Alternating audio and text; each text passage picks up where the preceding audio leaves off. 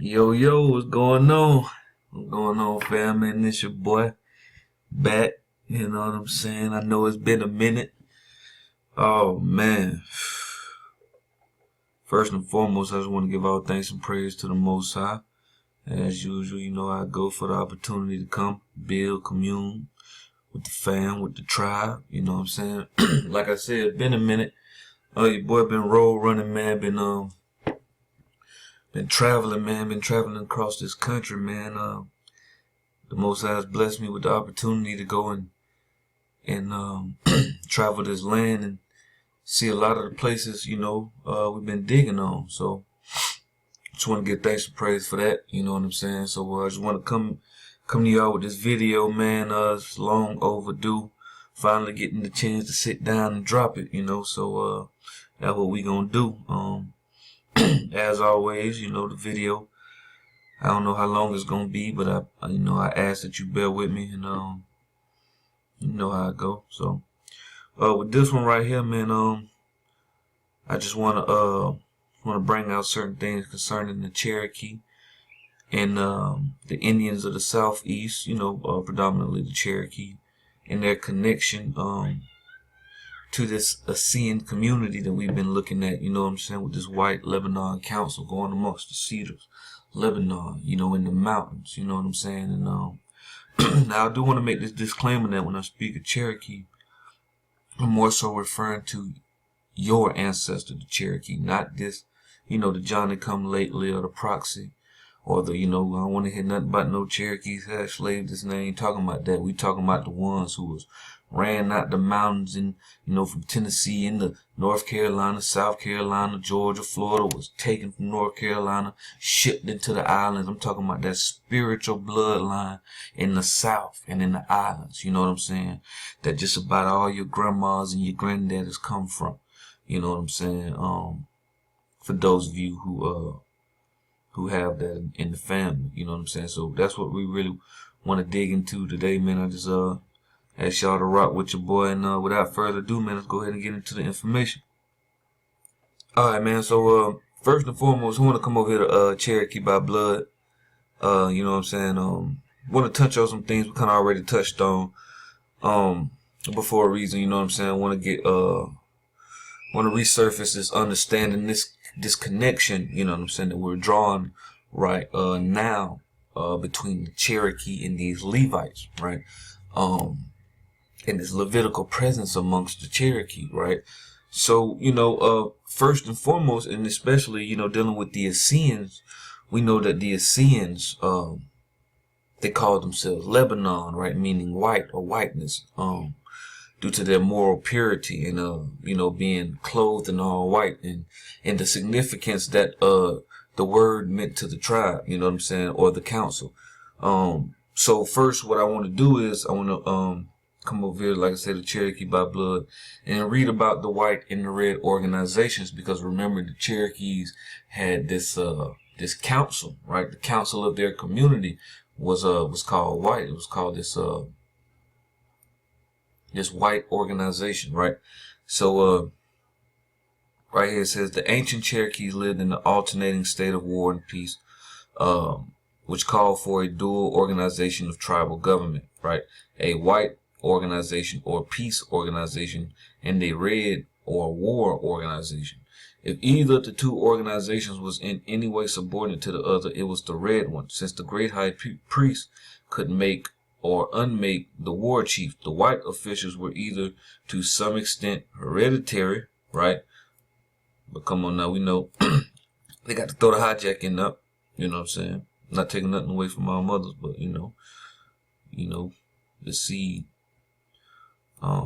So anyways, or subject to appointment by the great high priest. Like the national capital, each town was governed by its two head chiefs, the white chief in the peacetime and the red chief in the wartime. I'm scroll down right here to the white organization. Get this first paragraph. It says the white organization consisted of a set of officials aged 50 or more, a large portion of whom were priests, right, who performed both secular and religious functions. The higher authority was the great high priest, whose Cherokee name was Uku, right? The great high priest had principal assistants, a great speaker, and 7 counselors representing the 7 clans, whom he consulted on all matters of importance. All right, now check this out. It was this group of officials, right, speaking of this Lebanon council, that helped him determine the times of the national feasts and made arrangements for them, right? Dealing with the laws, the customs, the traditions, in addition to administering, right? Get that right there. Administering, right? Minister, right? Administering civil law. White officials alone owned the prayers for invoking blessings from protective spirits, right? White officials, this is very important. White officials could remove the uncleanliness from polluted persons and restore them to normal life, right? Because that's essentially what it's about. You know, it's about the reconstruction and the raising of this priesthood so they can do just that, right? They can remove the uncleanliness from this polluted tribe of ours and restore them to normal life, right? So just wanted to get that, you know what I'm saying, so we can see this connection, or we can see this this Lebanon establishment amongst the Cherokee who went into the mountains in the wilderness of the southeast, right? Tennessee, Georgia, the Carolinas, Alabama, you know what I'm saying, Mississippi, even and even beyond, you know what I'm saying. But mostly we know the bulk of their establishments was in the southeast, and there's a reason for that. But I don't know if we're gonna touch on that in this particular video. All right, so what I want to do is come over here to the complete Dead Sea Scrolls, right? Remember we got this a couple of times as well, but let's go ahead and get it again. Let me see where complete Dead Sea Scrolls in English. Let me see what part this is on. All right, worship in the community of the covenant. I guess this is the subtitle of this particular part. All right, let me see where we at. Okay, so the second temple issue has to do with the sect's attitude towards the temple and temple sacrifice. While some Essenes, notwithstanding their vow to total fidelity to the law of Moses, rejected the fidelity of the sanctuary and refused to participate temporarily in its rites. Right, sources are stated. They evaded the theological dilemma in which this stand might have placed them by contending that until the rededication of the temple, only the true worship of God was to be offered in their establishment, right? And we can validate that in Ezekiel chapter 43, Ezekiel chapter 44, and Ezekiel chapter 48. All right, go catch it. You know what I'm saying? So the council of the community was to be the most holy dwelling for Aaron, where without the flesh of holocaust and the fat of sacrifice, right, and dealing with that, a sweet fragrance was to be sent up to God, where prayer was to serve as an acceptable fragrance of righteousness. The community itself was to be the sacrifice offered to God in atonement for Israel's sins. Besides this evident in the community rule, the equation of the council of the community with the temple also appears in Habakkuk commentary, in a most interesting interpretation of the word Lebanon, right? Whiteness. Traditionally, Lebanon is understood by ancient Jewish interpreters to symbolize the temple, for example. Give me one second. Traditionally, Lebanon is understood by ancient Jewish interpreters to symbolize the temple, for example, Deuteronomy, I guess that's 3:25. Let me go over and see that goodly mountain in Lebanon is rendered in the Targum Onkelos as let me go over and see that goodly mountain and temple, right? The Qumran commentator explaining the Habakkuk text, for the violence done to Lebanon shall overwhelm you, Habakkuk 11:17, proceeds from the belief that the council of the community is the one valid temple, right? The council of the community is the one valid temple. Understand that. He sets out to prove it by directly associating Lebanon with the council in the conviction that the traditional exegesis, however you said, will be familiar to his readers. Lebanon equals temple, right? Check it out. Temple equals council of the community. Ergo, Lebanon equals the council of the community, right? So understand that the council, the officials, the government officials, as well as the spiritual administrators, because when we're dealing with Israel, we're dealing with a theocracy, meaning that God is the head of the state, so his laws are the laws that govern the community, the tribe, right? Meaning that the priests, the ministers, act as spiritual counselors as well as political counselors. So right here is telling us that Lebanon whiteness is the temple, right? And the temple is the council of the community. Like I said, it's almost just as they would say, like, the church is not the building, it's the people in it, right? That's the church, that's the congregation, right? It's the same thing here. It's saying, like, the council, right? The administration of the government officials are the temple. That's what make up the temple, right? They are the cedars, right? They are the incorruptible ones, meaning that wherever these cedars are, you have Lebanon, which is why when the invaders came into our land, everywhere they seen a place rich in cedars, they would call it Lebanon. Because it's the cedars what brings the moral purity, what makes the land whiteness, the incorruptible ones on it, the righteousness that dwells on the land is what makes it whiteness. So this council, being these cedars, these incorruptible ones, the ones who have the law within them, are the temple. They are Lebanon. You feel what I'm saying? So when you look in the Cherokee establishment, you see the same thing, because what you see, they have a white council of priests, you know what I'm saying, who hold the deepest and the sacred knowledge, and and administrate civil law amongst the tribes. So we just want to understand that that particular connection right there in the council of these two establishments. Not only just that, but even where they went in retrospect to going into the wilderness to do this, to set up this establishment. Because we know the Essenes went to Damascus, right? Another sect went to Carmel, right?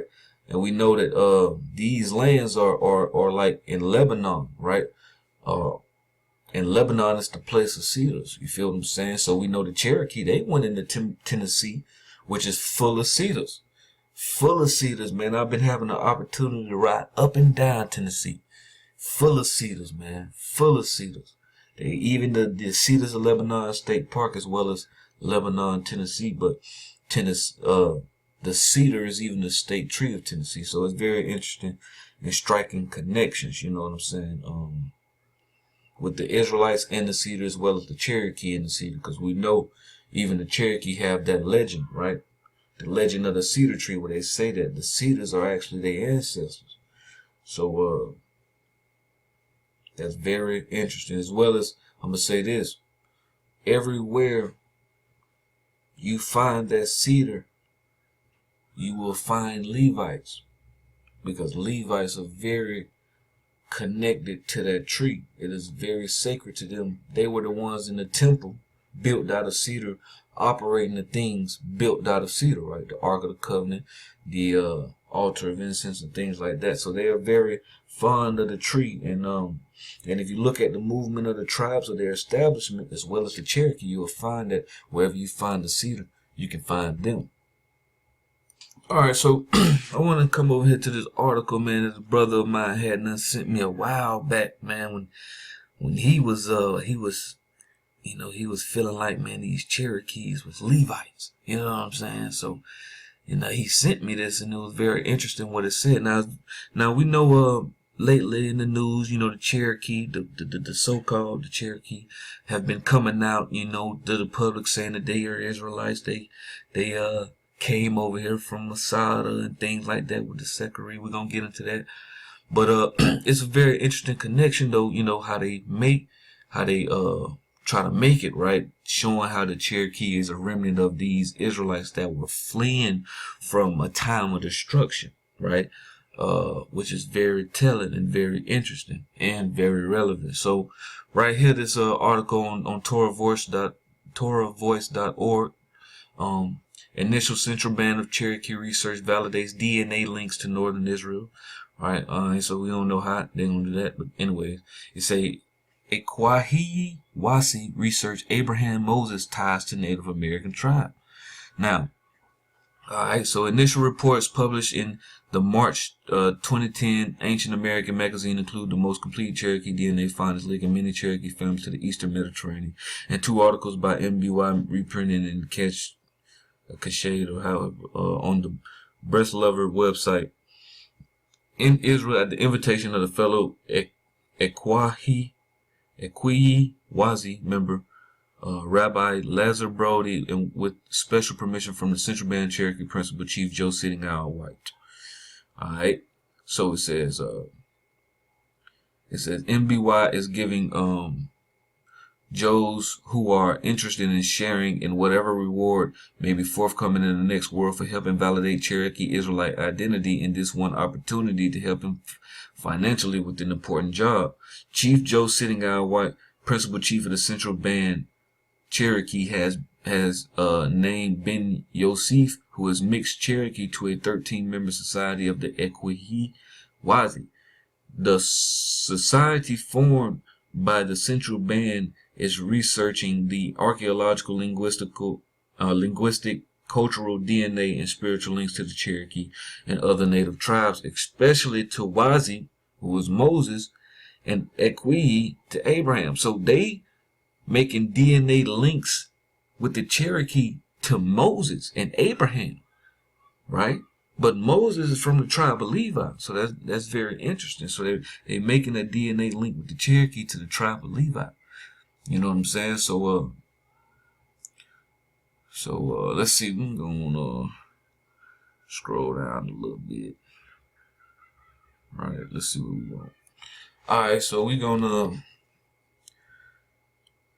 start from right here, right? It says the Central Band Cherokee, who already have DNA, linguistic, cultural, and other evidence tying them to ancient Israel, including a widely acclaimed Jubilee stone, are planning a book on the subject, which will be the definite word on the Israelite connection. Ben Yosef said, I've been asked to help with some research and have volunteered my time to assist however needed. Alright, so now check this out.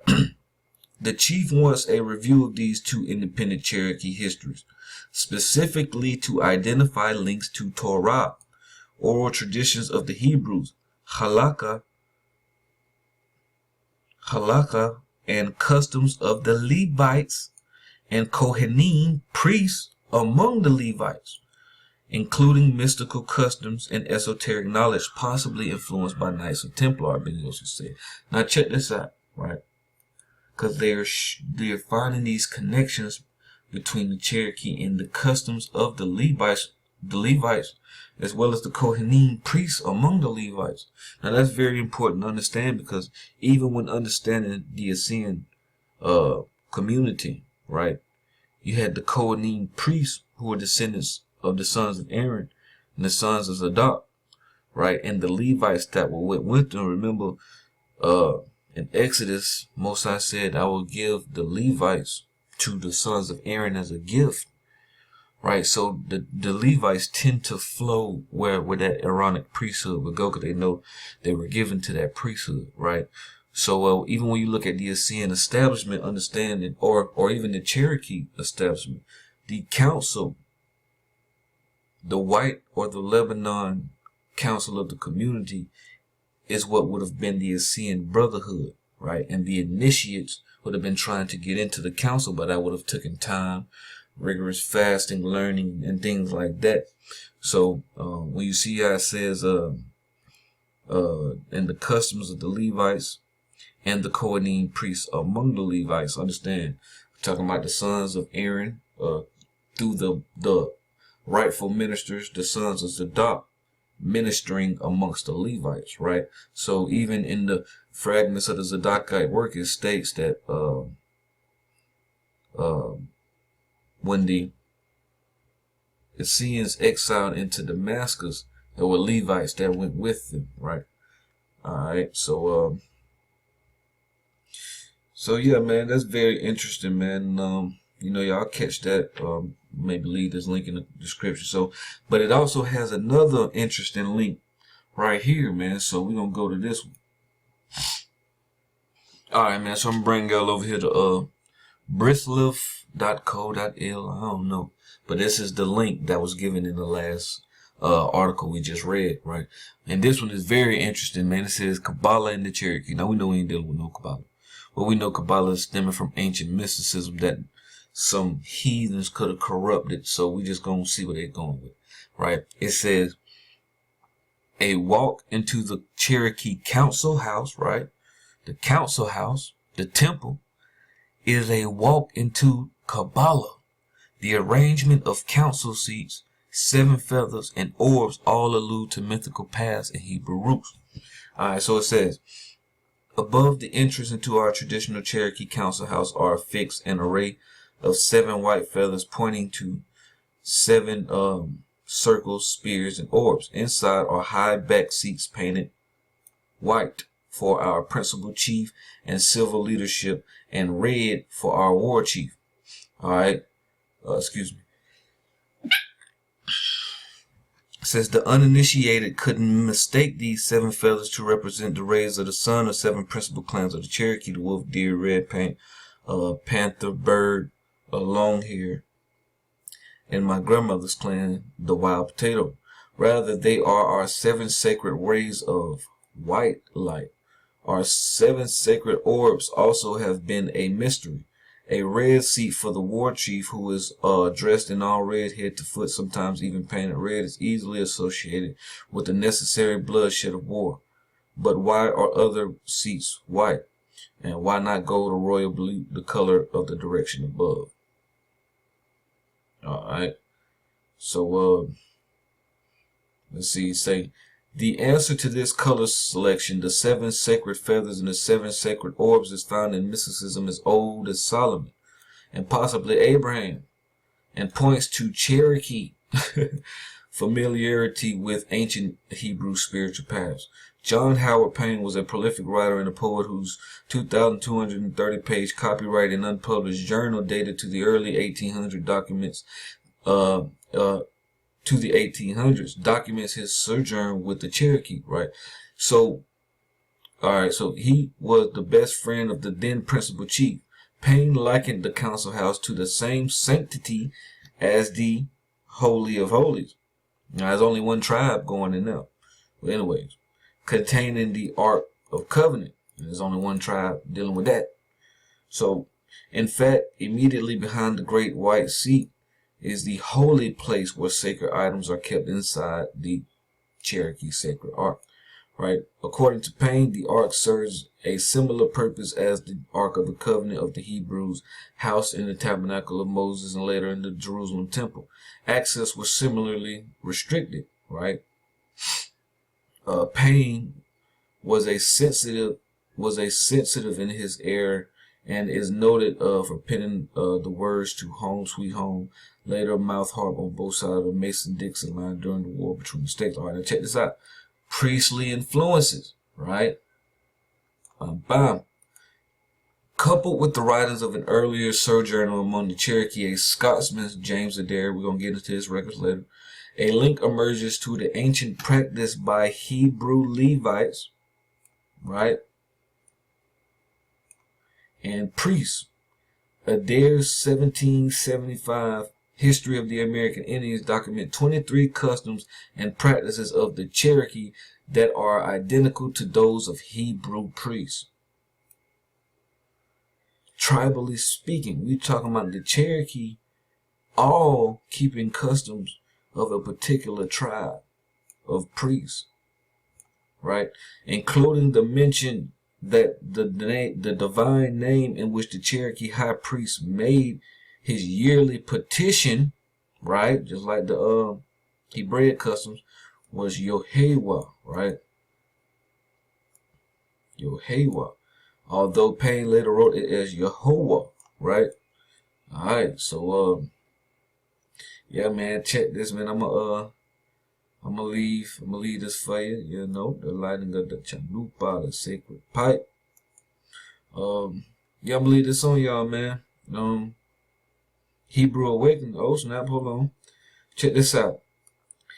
These identities within an ancient Hebrew mystical order, comprising DNA from Hebrew priests and with artifacts relating to psalmists, Cherokee and Oklahoma have a wampum belt, so identifying them explains the layout and the function of the council house and the 7 feathers and 7 orbs. All right, caught that?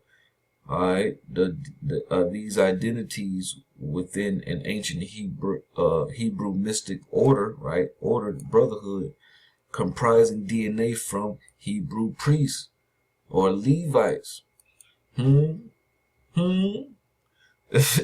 I say, what was we at? Some of the same mystical elements are emerging among the native tribes, include the Hopi, whose prophecy coupled with the Cherokee is called the Twin Fires. All right, very interesting, and also keep in mind with this fire, right?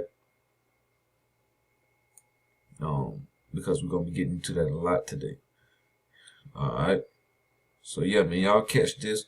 I'm gonna drop this on y'all.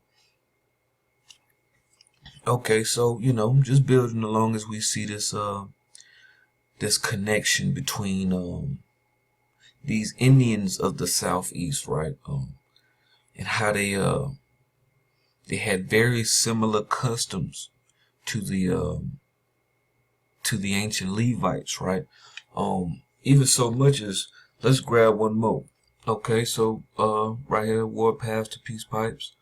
You see that a lot of your Native American Indians in the Southeast wore turbans, right? They don't tell you about that. Native Indian turbans worn by Yuchi, right? Natchez, Seminole, Creek, and Shawnee tribe. Most of these tribes are in the Southeast. You know what I'm saying? So, just understanding that. The history and tradition of ceremonial dress and regalia worn by Native American Indians is a fascinating subject.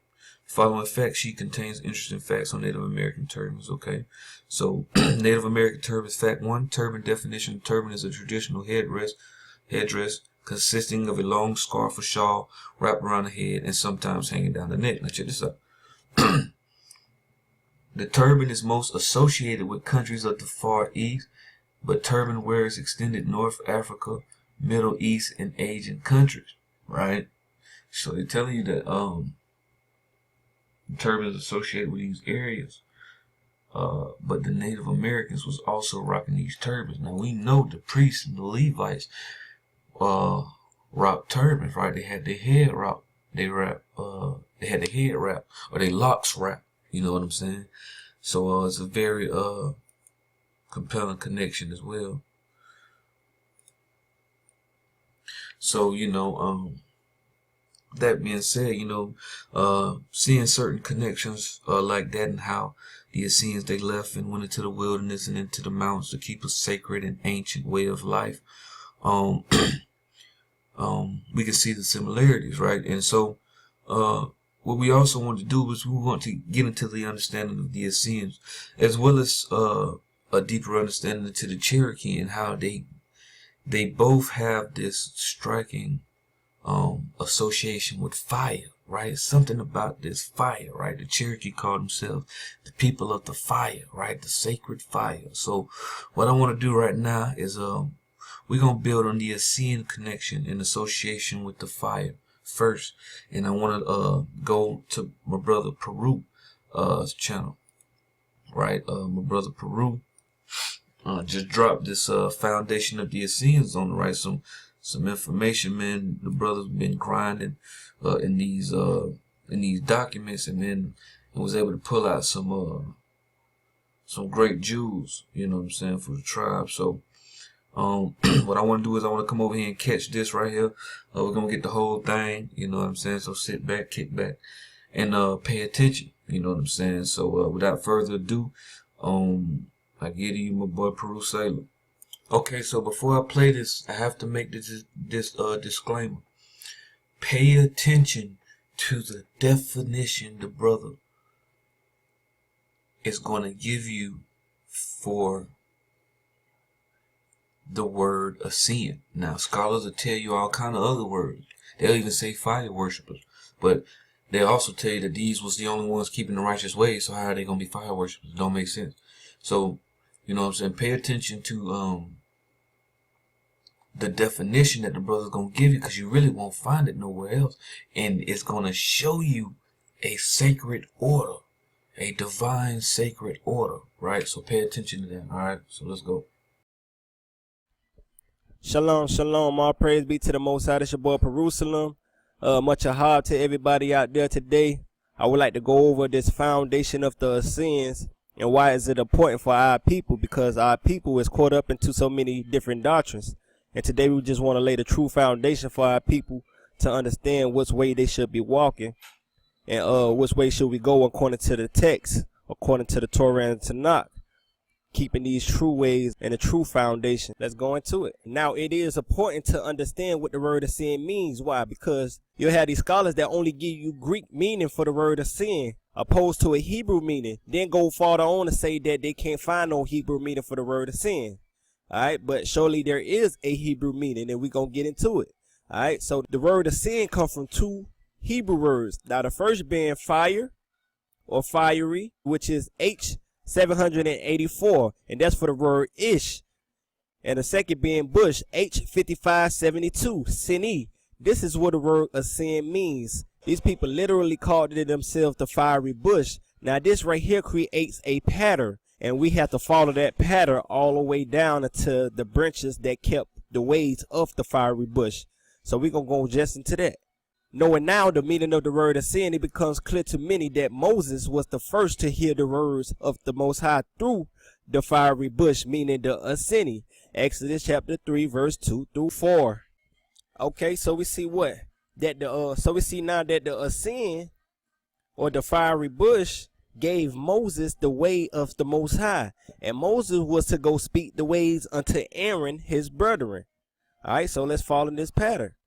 Okay, this is Exodus chapter 4, verse 28. It say, and Moses told Aaron all the words of the Lord who had sent him, and all the sign which he had commanded him.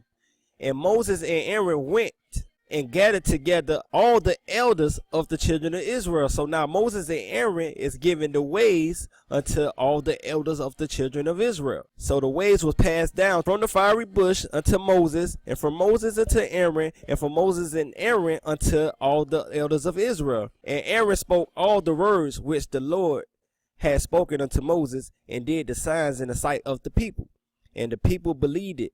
And when they had heard that the Lord had visited the children of Israel, and that he had looked it upon their afflictions, then they bowed their heads in worship. So they was given away, and they understood that the Most High has visited their affliction, and to bring them out of that affliction.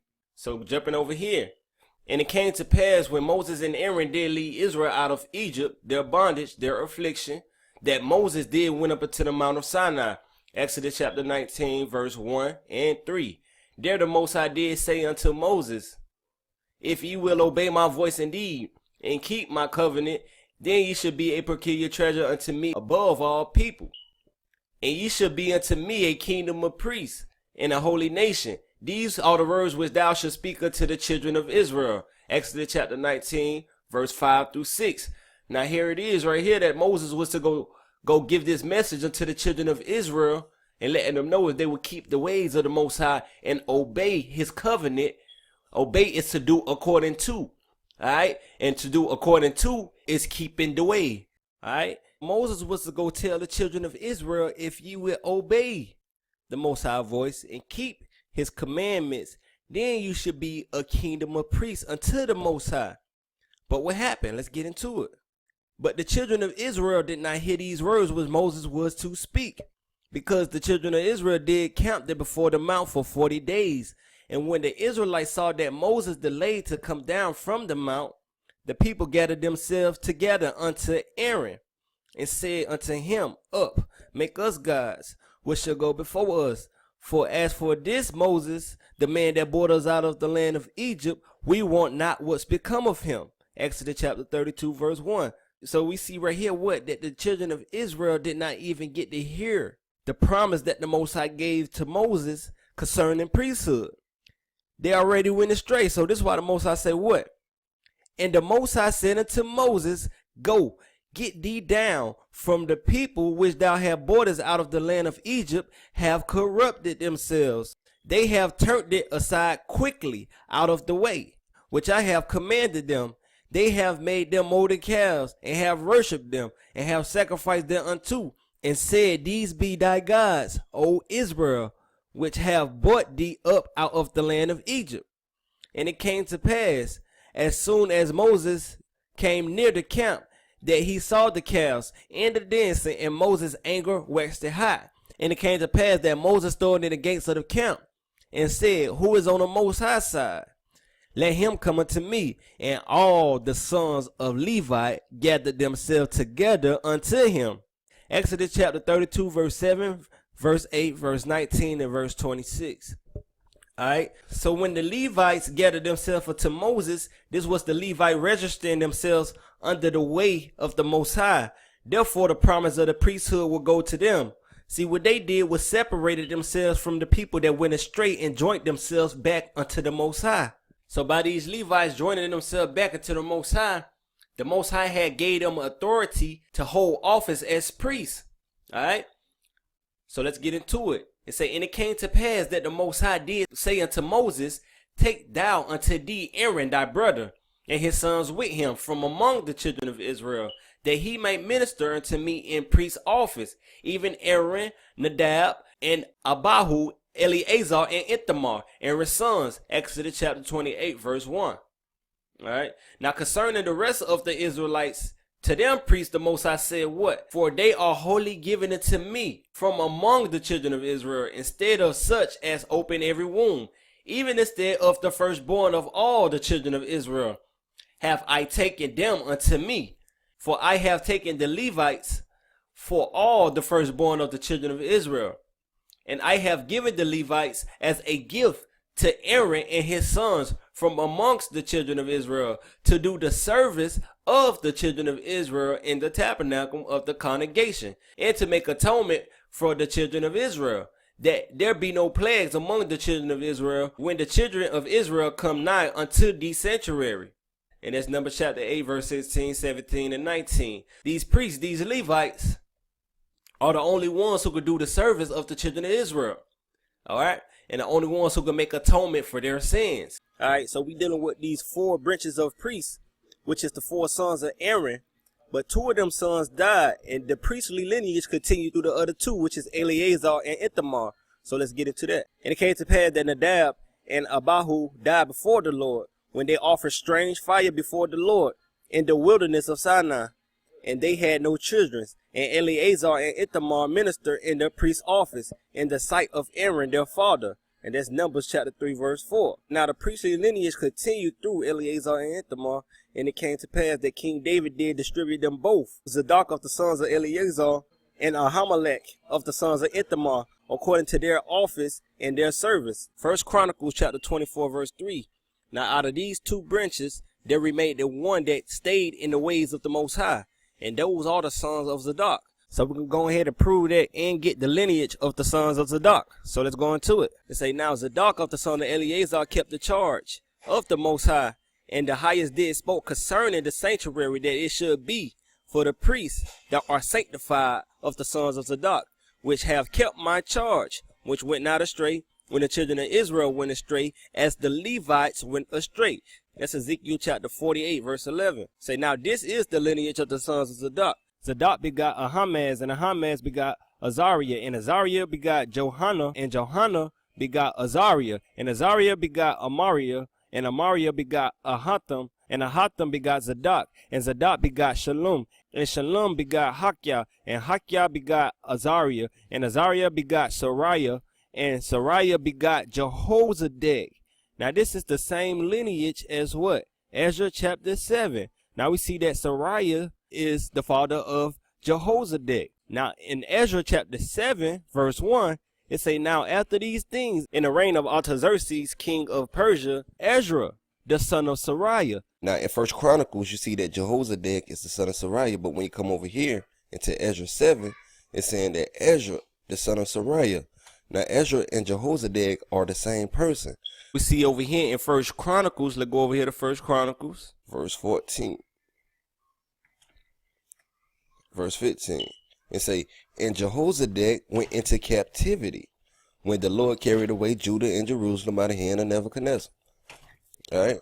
So now when you come over here, come back over here to Ezra chapter 7, and say what?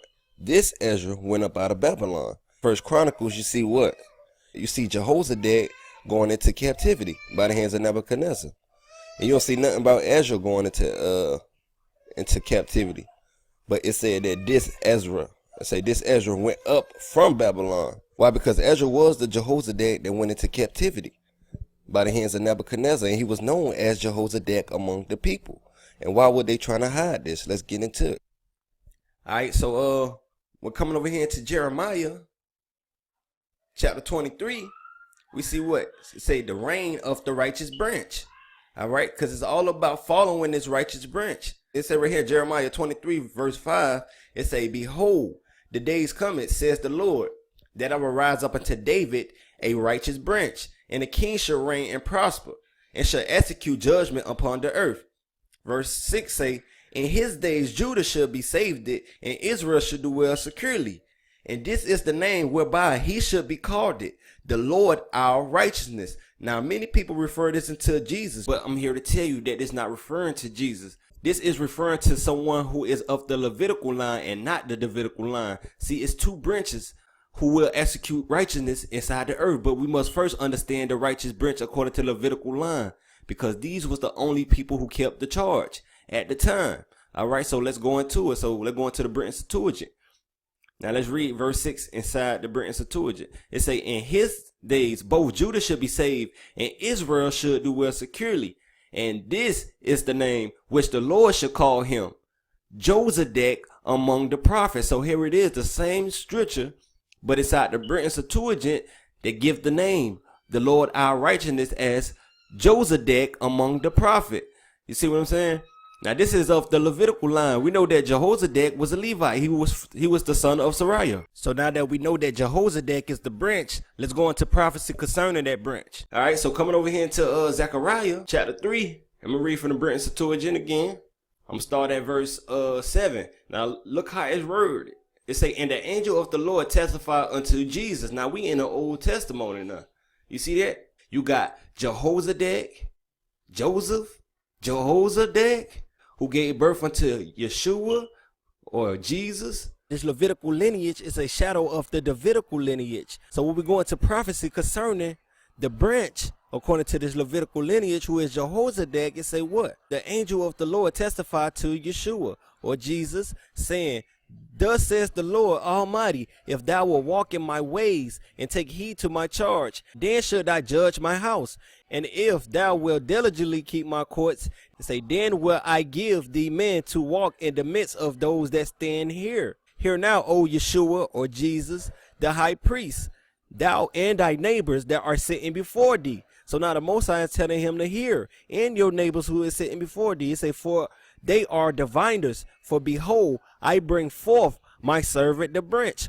Now we know according to Jeremiah 23 that Jehozadak or Jozadak was the branch. So what is so important about this branch? Let's go into it. Verse 10 say what? It say, for as for the stone. Let me read that again. It say, for as for the stone which I have set before the face of Yeshua or Jesus. Okay. So we understand that this branch was set there for as the stone. Now what did this stone represent? Let's go into Isaiah. Go into Isaiah 28. Isaiah 28. And we're going to start at verse 14. Excuse me, we're going to start at verse 16. So this Isaiah 28 verse 16. It say, therefore thus says the Most High, even the Most High, behold, I lay for the foundation of Zion a costly stone, a choice, a cornerstone, a precious stone for its foundation. So we know that the stone was put there for what? The foundations. It say, and he that believes on him should by no means be ashamed. So we see what the Levitical lineage is getting this from. We see the same practice inside the Levitical lineage. That's where it comes from. So we must follow that true foundation. He who is called the Lord our righteousness, who is Ezra, had to reestablish the writings. So he laid the foundations, and through them writings that we must find the path that we in the latter days might live. Now Ezra also, like unto Moses, was encountered by the fiery bush, the Essenes. So let's go and get it.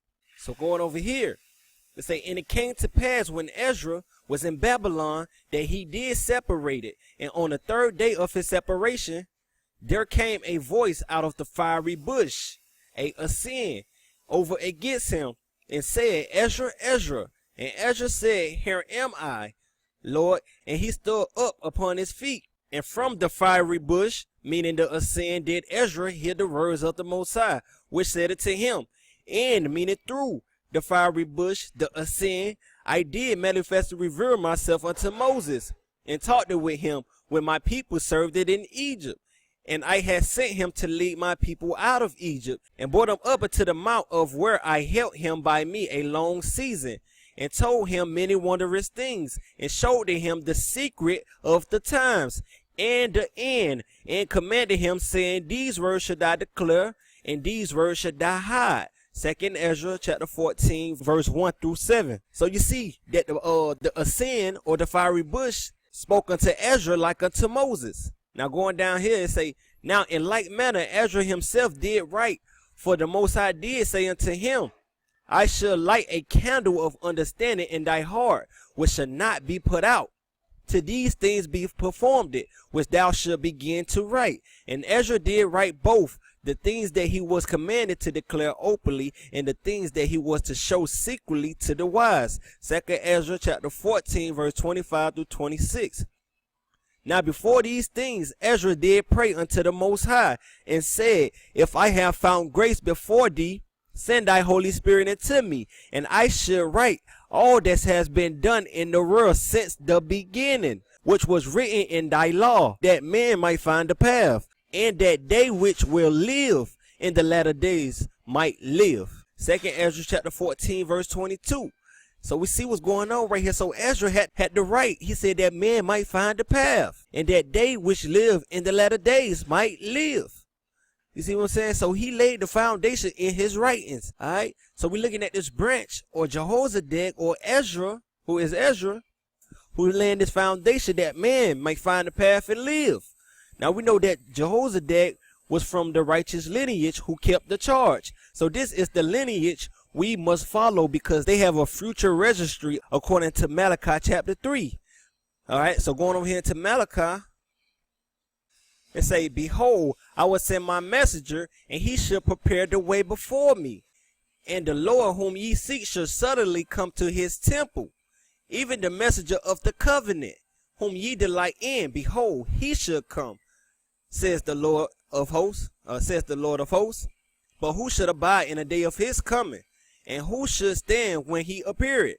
For he is like a refined fire, and like full soap. Verse 3. And he should sit as a refiner and purifier of silver. And he should purify the sons of Levi, and purge them as gold and silver, that they might offer unto the Lord an offering in righteousness. Now we see that the messenger will purify the sons of Levi. Now the question is, why is Levi the only tribe getting purified at this time? Because they have a future registry as priests to hold office. And we could read about that inside the fragments of the Zadokite works. We're coming over here into the fragments in the section 6, so chapter 6 verse 1. It say what? It say the priests are the penitents of Israel who went forth out of the land of Judah. And the Levites are they who joined it with them.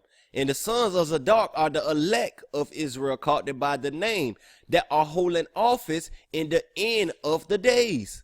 So these priests who will be holding office in the end of the days is the same people who getting purified by the messenger. All right, so we see that these sons of Zadok are holding office in the last days. And we know that Jehozadak was the son of Zadok. And we know that Jehozadak's son was Yeshua. And Yeshua and Zerubbabel went forth to build the second temple. Now, what do the Wikipedia say concerning the Essenes? All right, coming over here into the Wikipedia of Essenes, it say the Essenes were a set of second temple Judaism, which some scholars claim seceded from the Zadokite priests. So whoever writing this, they say these scholars claim. Now them scholars know what they talking about. They know where they getting it from. So they don't even got to claim. All they have to do is proclaim it now. But they don't want to put it out there. Those who writing it don't want to put it out there that these people who kept the ways of the fiery bush, these Essenes, was the Zadokite priests. So we know that these Essenes or these Zadokite priests who separated themselves out of the land of Judah and went to go do well in the land of Damascus gave us what is known as the Dead Sea Scrolls. So these are the records we must go into. And not only them, but other Essene records. Why? Because these people are the only ones who kept the charge. So they're the only ones who know how to operate in the right manner, according to how the Most High want things orchestrated. So these people who kept the charge is those people records that we should be getting into and reading. Therein is laid the foundation. So understanding the foundation or the pathway is not that hard. All you have to do is go look at the interpretation. It's there. Here is the interpretation of the way of the Essene. This is the interpretation of the way of the fiery bush, meaning the Essene. The Essene did speak unto Moses concerning separation into the wilderness, where the Israelites was to purify themselves and to serve the Most High and keep his laws. Now in Ezra time, after the rebuilding of the temple, it is registered that a group that called to themselves Essenes separated themselves out of the land of Judah into Damascus, where they served the Most High and studied the law in the order of the lawgivers, Moses and Ezra. This was the second registry of the Levites joining themselves unto the Most High, but those of the sons of Zadok. Now the path is the way of the fiery bush, meaning the Essene, and they who follow separation and purification to serve the Most High and to keep his laws is on the path of life. This is the way of the fiery bush, the Essene, and it is clear that they who follow is called by Hashem, the name, for the last of them is of the sons of Zadok, who offspring will hold office in these days. And with that being said, I'm going to leave y'all with that. And for all that's willing, to get more understanding, leave a comment and I'll get right with you. Shalom, more coming soon. Alright, man, so we want to give all thanks and praise for that right there, man, for the brother Peru Salem. So yeah, man, very important to understand. A lot of information, but very important to understand. You must understand what that Essene really means, what it really denotes, because it will show you a pattern of a sacred order, of a brotherhood of planet keepers, those who keep the way, right? So now when you understand the Essene, right, the Essenes, the fiery bush, right, you understand that the fiery bush is more of a correct term for it than the burning bush, because we know the bush is on fire, but to be burning is in a sense to be consumed by the flame. Right, let's get it in the etymology. Right, to burn, right, to be on fire, be consumed by fire. Right, so we know that the shrub or the bush is bearing the flame, or the tree, right, was bearing the flame, but it wasn't being consumed by the fire, which is why I say fiery is more of a correct term, because to be fiery, right, flaming, full of fire, you know what I'm saying, blazing red, right, adjective Old English, fiery, fire bearing, right, on fire, fiery, on fire, hot as fire, but fire bearing, right. So we know that the bush is bearing the flame, is bearing the fire, right. That's a very important concept to understand, right, because we're going to get to that a little bit later. But understanding this fiery bush, it'll give you a glimpse into the sacred order, of those who kept the way. We talking about from the beginning, because you can go all the way back and see the original establishment or the need for this order to even be in place when we come to Genesis chapter 3. And we see when Adam and Eve was kicked out the garden, the Most High say, so he drove out the man, and he placed at the east of the garden of Eden cherubims and a flaming sword, right, which turned every way to keep, right, remember that word keep, the way of the tree of life. Understand, to keep the way of the tree of life, right? This fiery bush, this Essene, right? But even when you go into the Britain Septuagint, guess what it say? And he cast out Adam and caused him to dwell over against the garden of delight, and stationed the cherubims and the fiery sword that turns about to keep the way of the tree of life. So there is a fiery sword, right, placed about this tree to keep its ways, right, to keep its ways, the fiery bush, the Essene, to provide salvation unto the nation at the appointed time. All right, so you know what I'm saying. With that understanding about the fiery bush, right? This tree, right? This tree of life, bearing this flame, this bush. You feel what I'm saying? This cedar. You know what I'm saying? Bearing this flame, not being consumed by the flame, but bearing it. All right. So with that connection with the Essenes, we also bring it to what we know about the Cherokee, right? And they're associated with the fire and how big they are on the fire, right? So what I want to do, hold on one second. All right, so I want to bring you over here to, this is an excerpt out of a book, series of information that my bro Jerusalem was writing. So, you know, I got this exclusive. So, you know, it's called The Essenes Purify Community of the Remnant and the Final Remnant, right? The brand plucked out the fire, the return of the Cherokee. Now pay attention to that title, right? That's very important. You feel what I'm saying? The brand plucked out of the fire, the return of the Cherokees, right? So we're making this Levitical, let's see in connection to these Cherokees and both of their associations with fire and how fire plays a big part in their communities, because we know these are two establishments who are very big on purification, refinement, right? Which is one of the main spiritual qualities of the fire. So let's get into this. It says, the group that withdrawed from Jerusalem into the desert wilderness called their community Lebanon, meaning whiteness or pureness. The Secrets of the Dead Sea Scrolls by Randall Price, page 83. For them that entered into the covenant, for them that entered into the new covenant, right, prepared the way for us in the end days. Understand that, because that's the whole purpose. You see what I'm saying? Of this order, of this sacred order, and why it must be risen in the last days, right? For their community has not stand, but has fallen, in which our brother Daniel prophesied, now when they shall fall, they shall be hoping with little help, but many shall cleave to them with flatteries.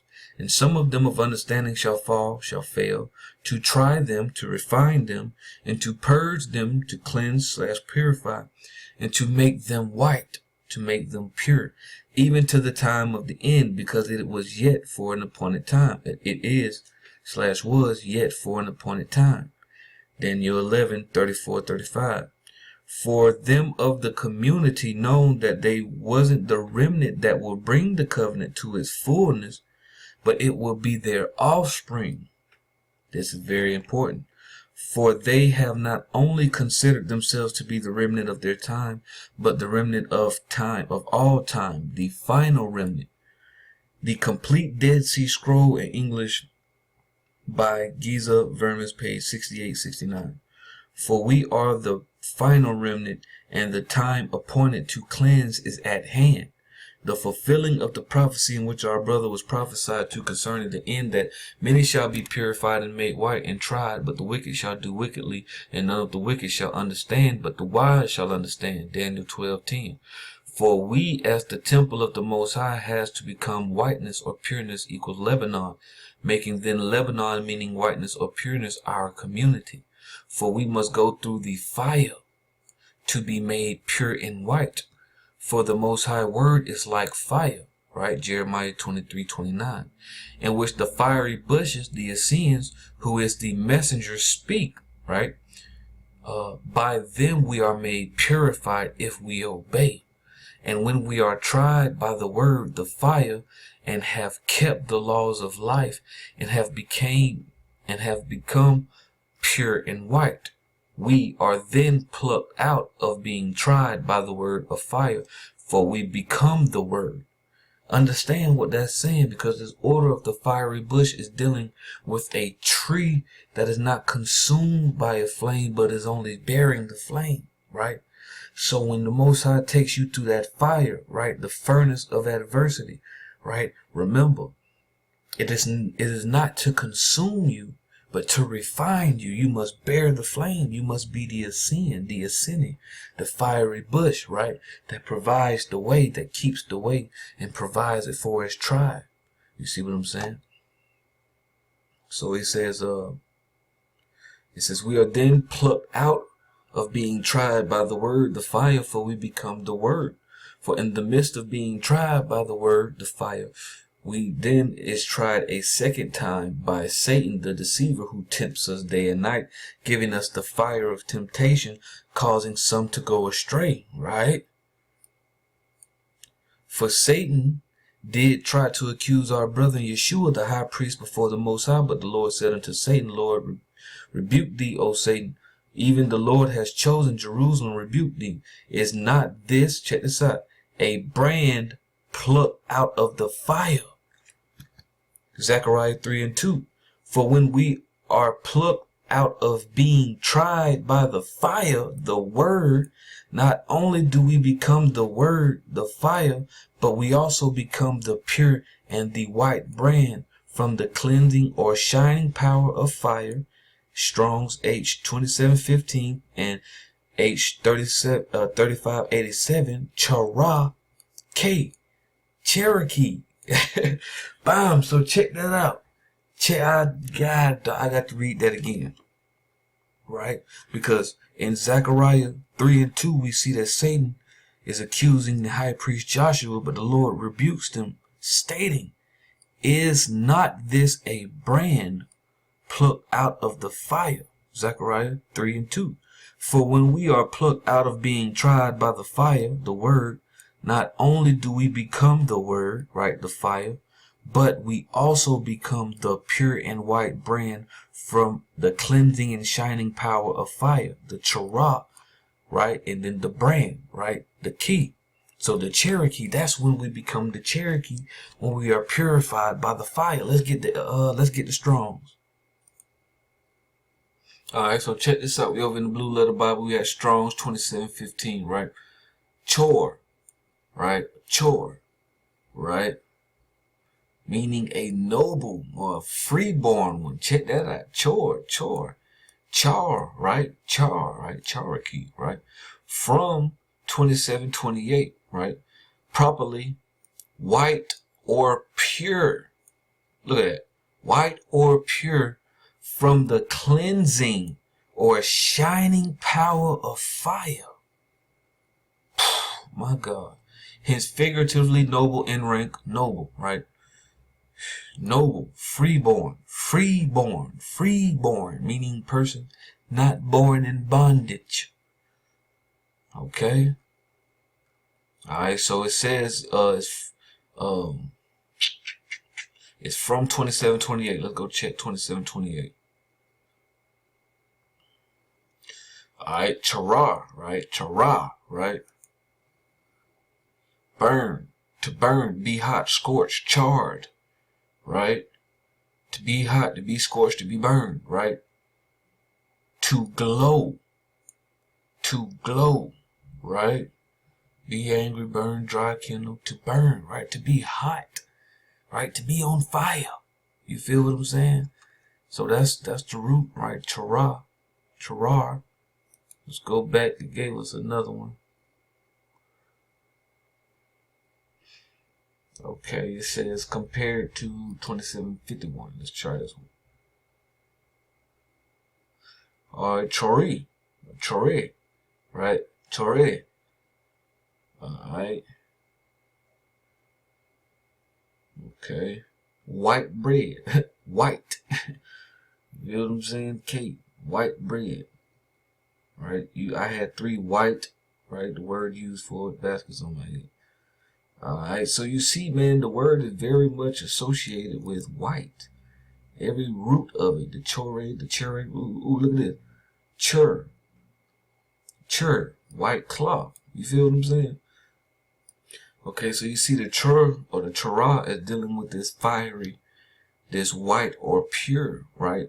From the cleansing power or the cleansing and shining power of fire, right? So something being cleansed by fire made pure and white is a chor or a chara, right? And the key, Strong's 3587, is the burning, it's the branding, right? Key, from 3554, a brand or a scar of burning, right? So this brand that is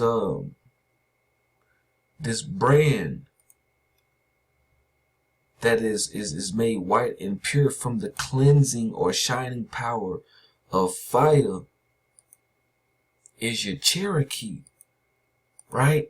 AKA you were seeing. What did the Most High tell Satan about Joshua? Is this not the brand plucked out of the fire, right?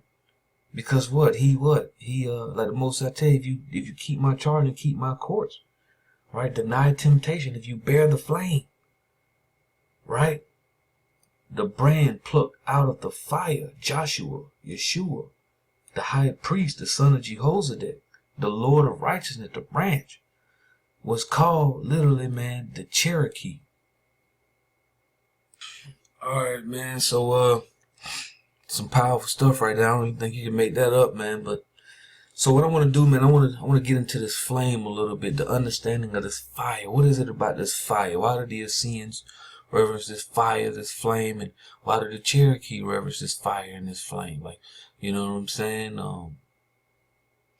What is it about this flame, right? Now we're gonna go over here to eternal flame and read a little bit about it, because we know this is a flame. This is an eternal flame when we're dealing with this fiery bush, because when a fire is burning, it's usually being fueled by whatever is burning or whatever is added to the fire. But we know that the fire of the fiery bush is not consuming the fire, or not consuming the bush.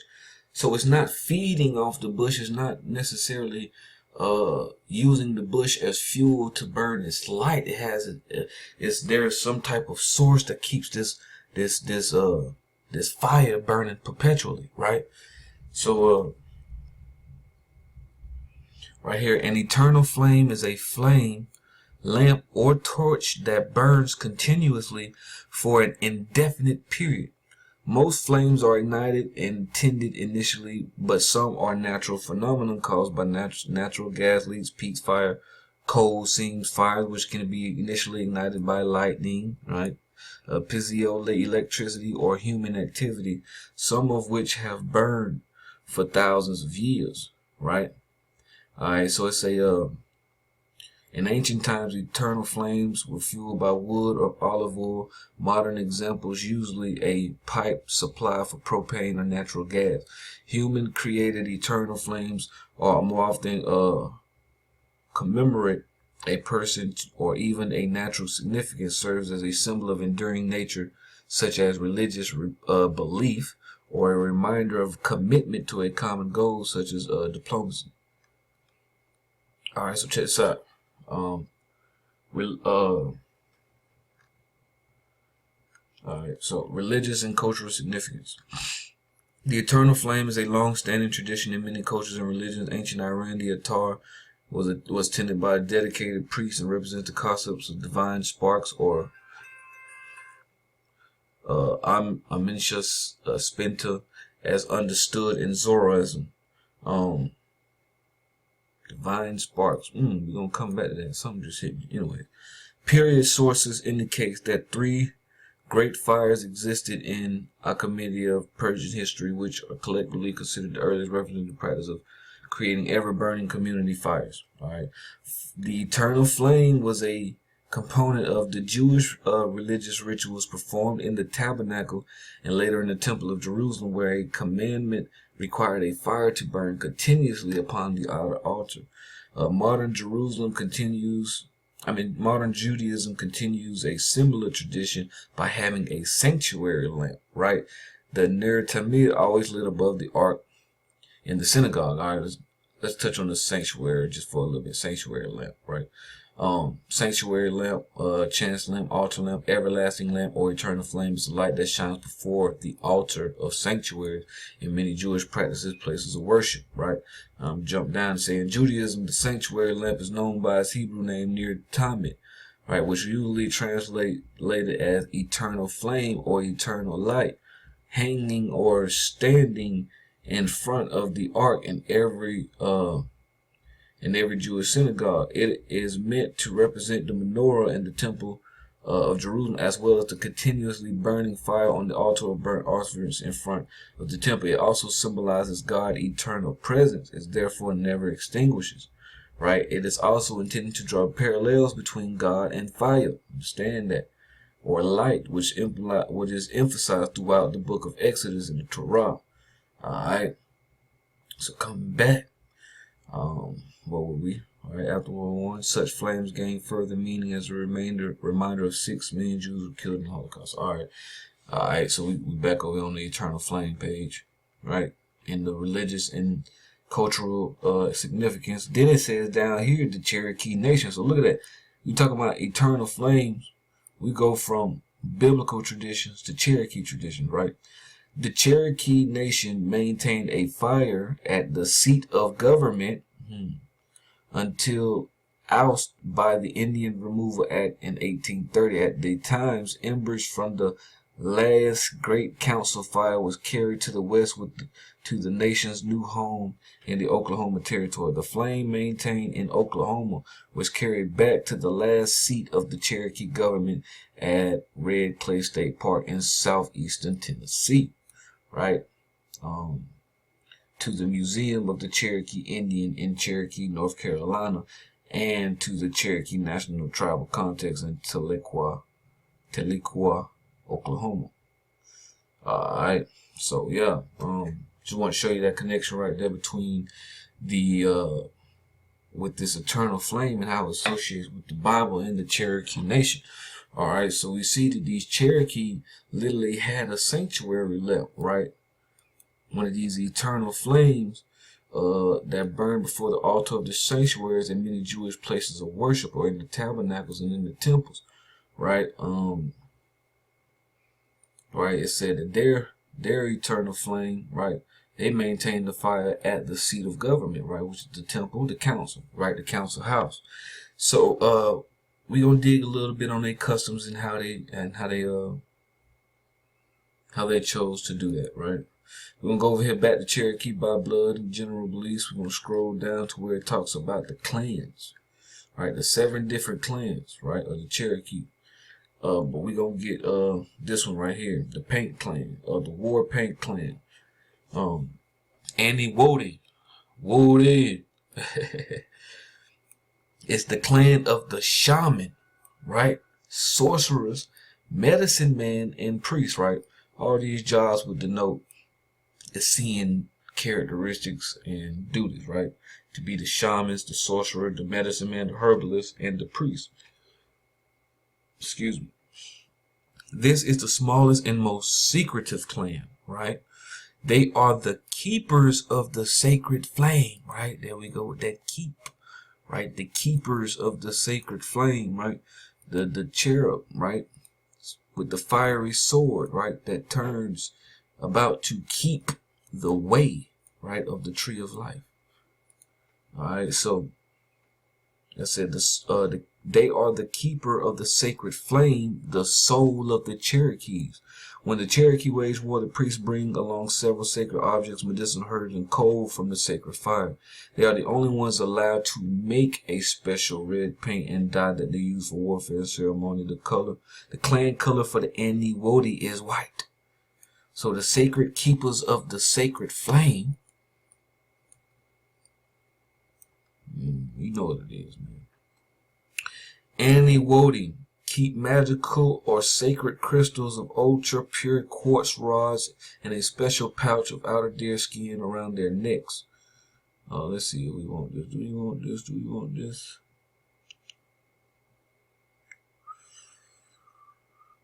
This is almost kind of like on some Urim in the Thummim, right? The Urim and the Thummim, however you say it. So catch that, you know what I'm saying? But this is coming from that same priesthood, right? This like Essenes like priesthood, right?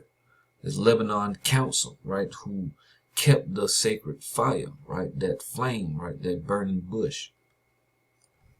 I'm scrolling down a little bit from here to here. It says fire ceremony and stump dance. It says fire was and is sacred to the Cherokee and is a living memorial. It has been with the people from the beginning of time. Fire is a gift of the Great Spirit. It separates men from animals.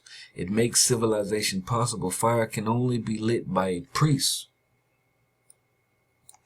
typically a member of the Aniwodi, right? The white tribe, the white clan. Priests, keepers of the flame, right? The fire is traditionally made of oak wood. If the fire is not made of oak or is not lit by a priest, only bad luck can follow, right? If the traditions are not kept, then curses follow, basically.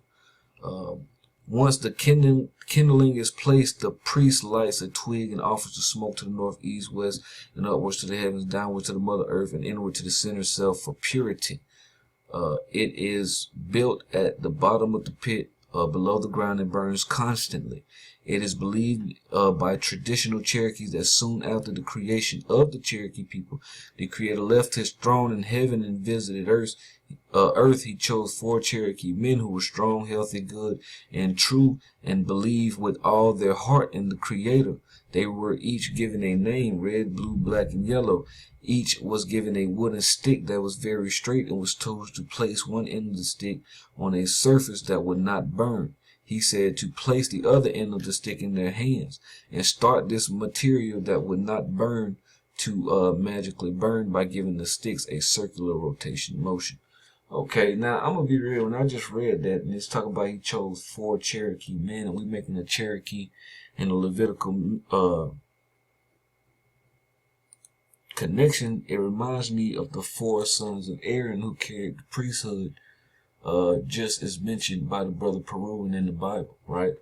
So when this was done and all the sticks were burning, they were told to go to the center of the cross, and there were 4 would start one singular fire. This fire would burn for all time and be the sacred fire, right? The fire started with the instructions and help of the Creator and is maintained by the Aniwodi, right? The sacred fire has been held since the time by the Cherokee, right? The sacred fire has been held since that time by the Cherokee and is kept alive by chief, assistant chief, firekeepers, and assistant firekeepers of the ground, right? A firekeeper Aniwodi and his assistants begin early dawn, starting the official sacred fire, right? All right, so going into the process. Oh,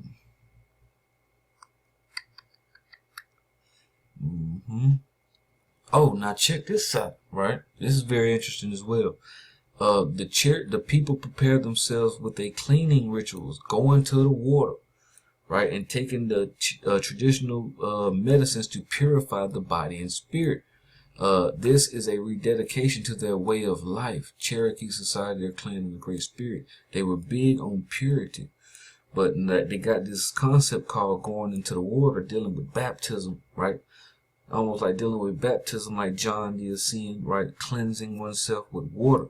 But you know how your grandmas, your grandparents, they was in that church singing about going down to the water, the Jordan, and it's just very reminiscent of the same. You know what I'm saying?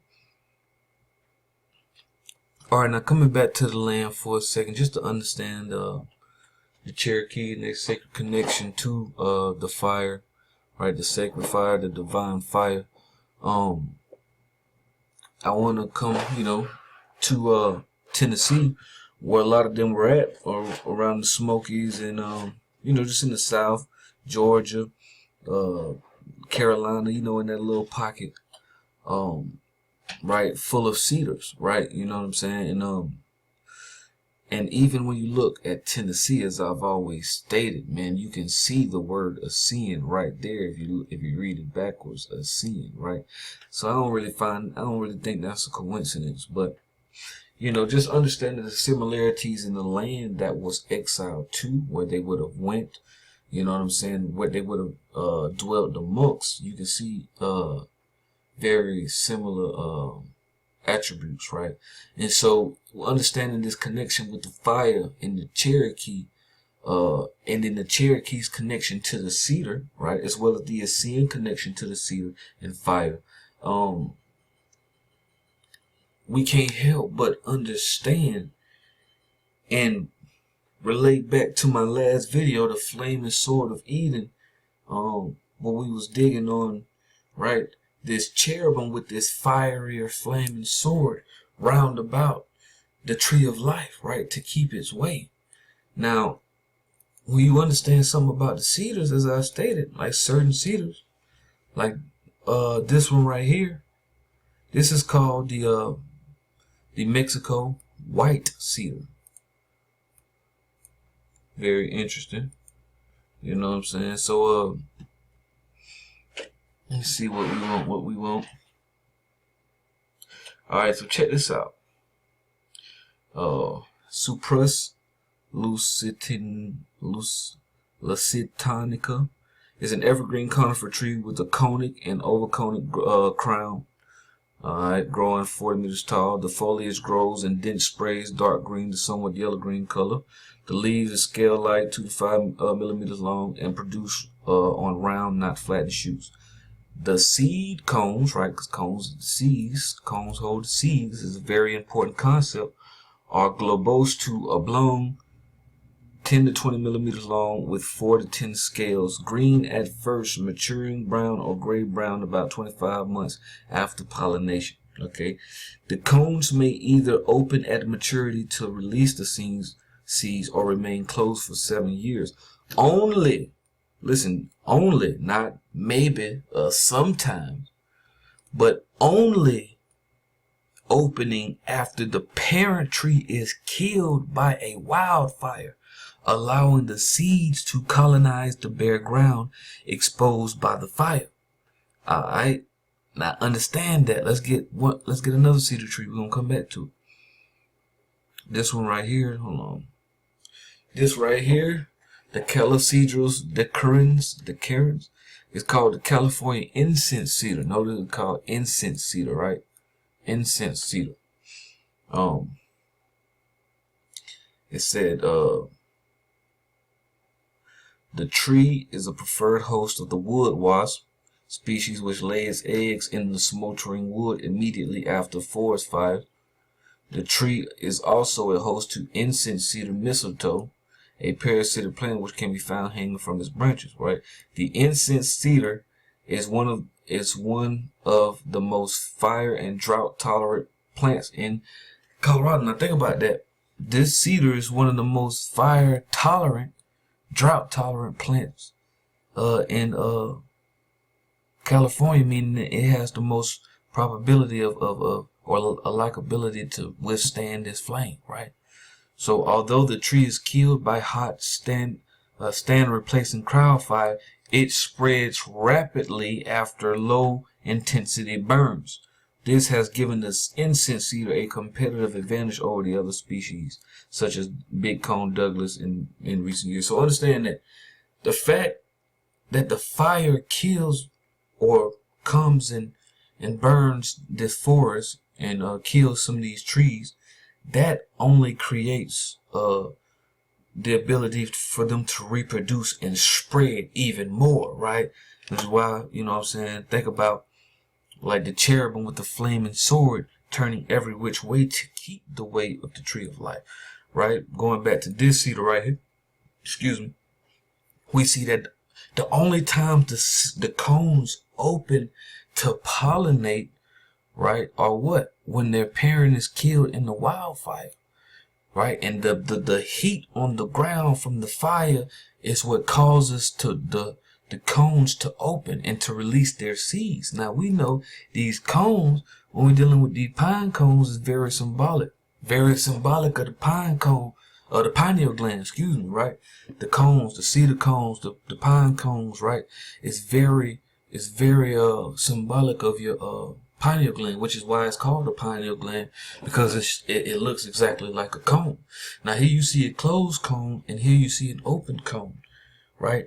Now understanding with this understanding of this cone as your pineal gland, it takes fire for the cone to be open, for the avatar to be awakened. So understand the fire of purification and refining is to open the cone, the pineal gland, for understanding, deeper communion with the Heavenly Father. You feel what I'm saying? And purification, right? It's about that fire, bearing that flame so that the cone can be open so it can what? Drop its seed or bear fruit, right? It should bear fruit like the Most High say. He should be a goodly cedar and he shall bear fruit. But it's about bearing the fire, bearing the flame so that the cone may be open, right? So remember this right here. We read a truly remarkable story on cedar in its entire history. Now check this out. Now it said the earth mother said to the creator, right? Now that sounds very Essenes to me. It says the sparks of the fire of your spirit can offer salvation. Now, hold on, because let's go back.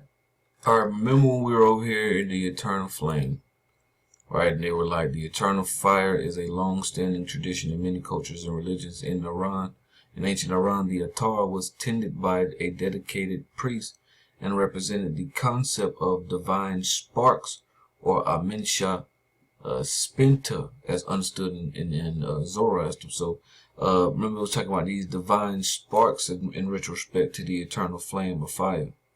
Alright, so then when you click on the amensha spinta, right, it goes in on the divine sparks, right?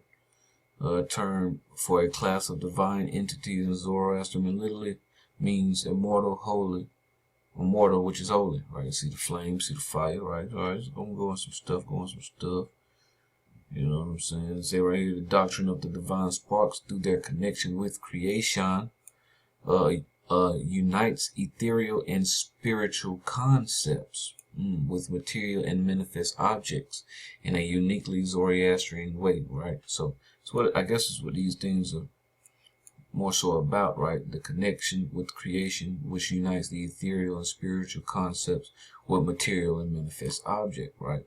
So I wanted to get that because right here where it says the earth mother said to the creator, the sparks of the fire of your spirit can offer salvation. We can put that into perspective, right? So the sparks of the fire of your spirit can offer salvation. But who will be the one to collect them and keep them safe until needed? The creator answered, the trees and the grass will preserve my sparks, right? The nature, the vegetation, right, will preserve my sparks. But when the sparks fall, let the cedar and her sisters preserve their receivers, right, their leaves, because they stay green year round. Preserve their receivers for a fire for the entire year. So let the cedar and his sisters preserve their receivers of fire for the entire year. So this is year-round constant information and salvation provided you by these trees, right? These trees that bear the flame, that bear the spark, because what? A mysterious history. The cedar was considered to be the holy tree of life. So you got this flame, right, circling round about this tree of life to keep something, to keep denoting the observance of a practice, right?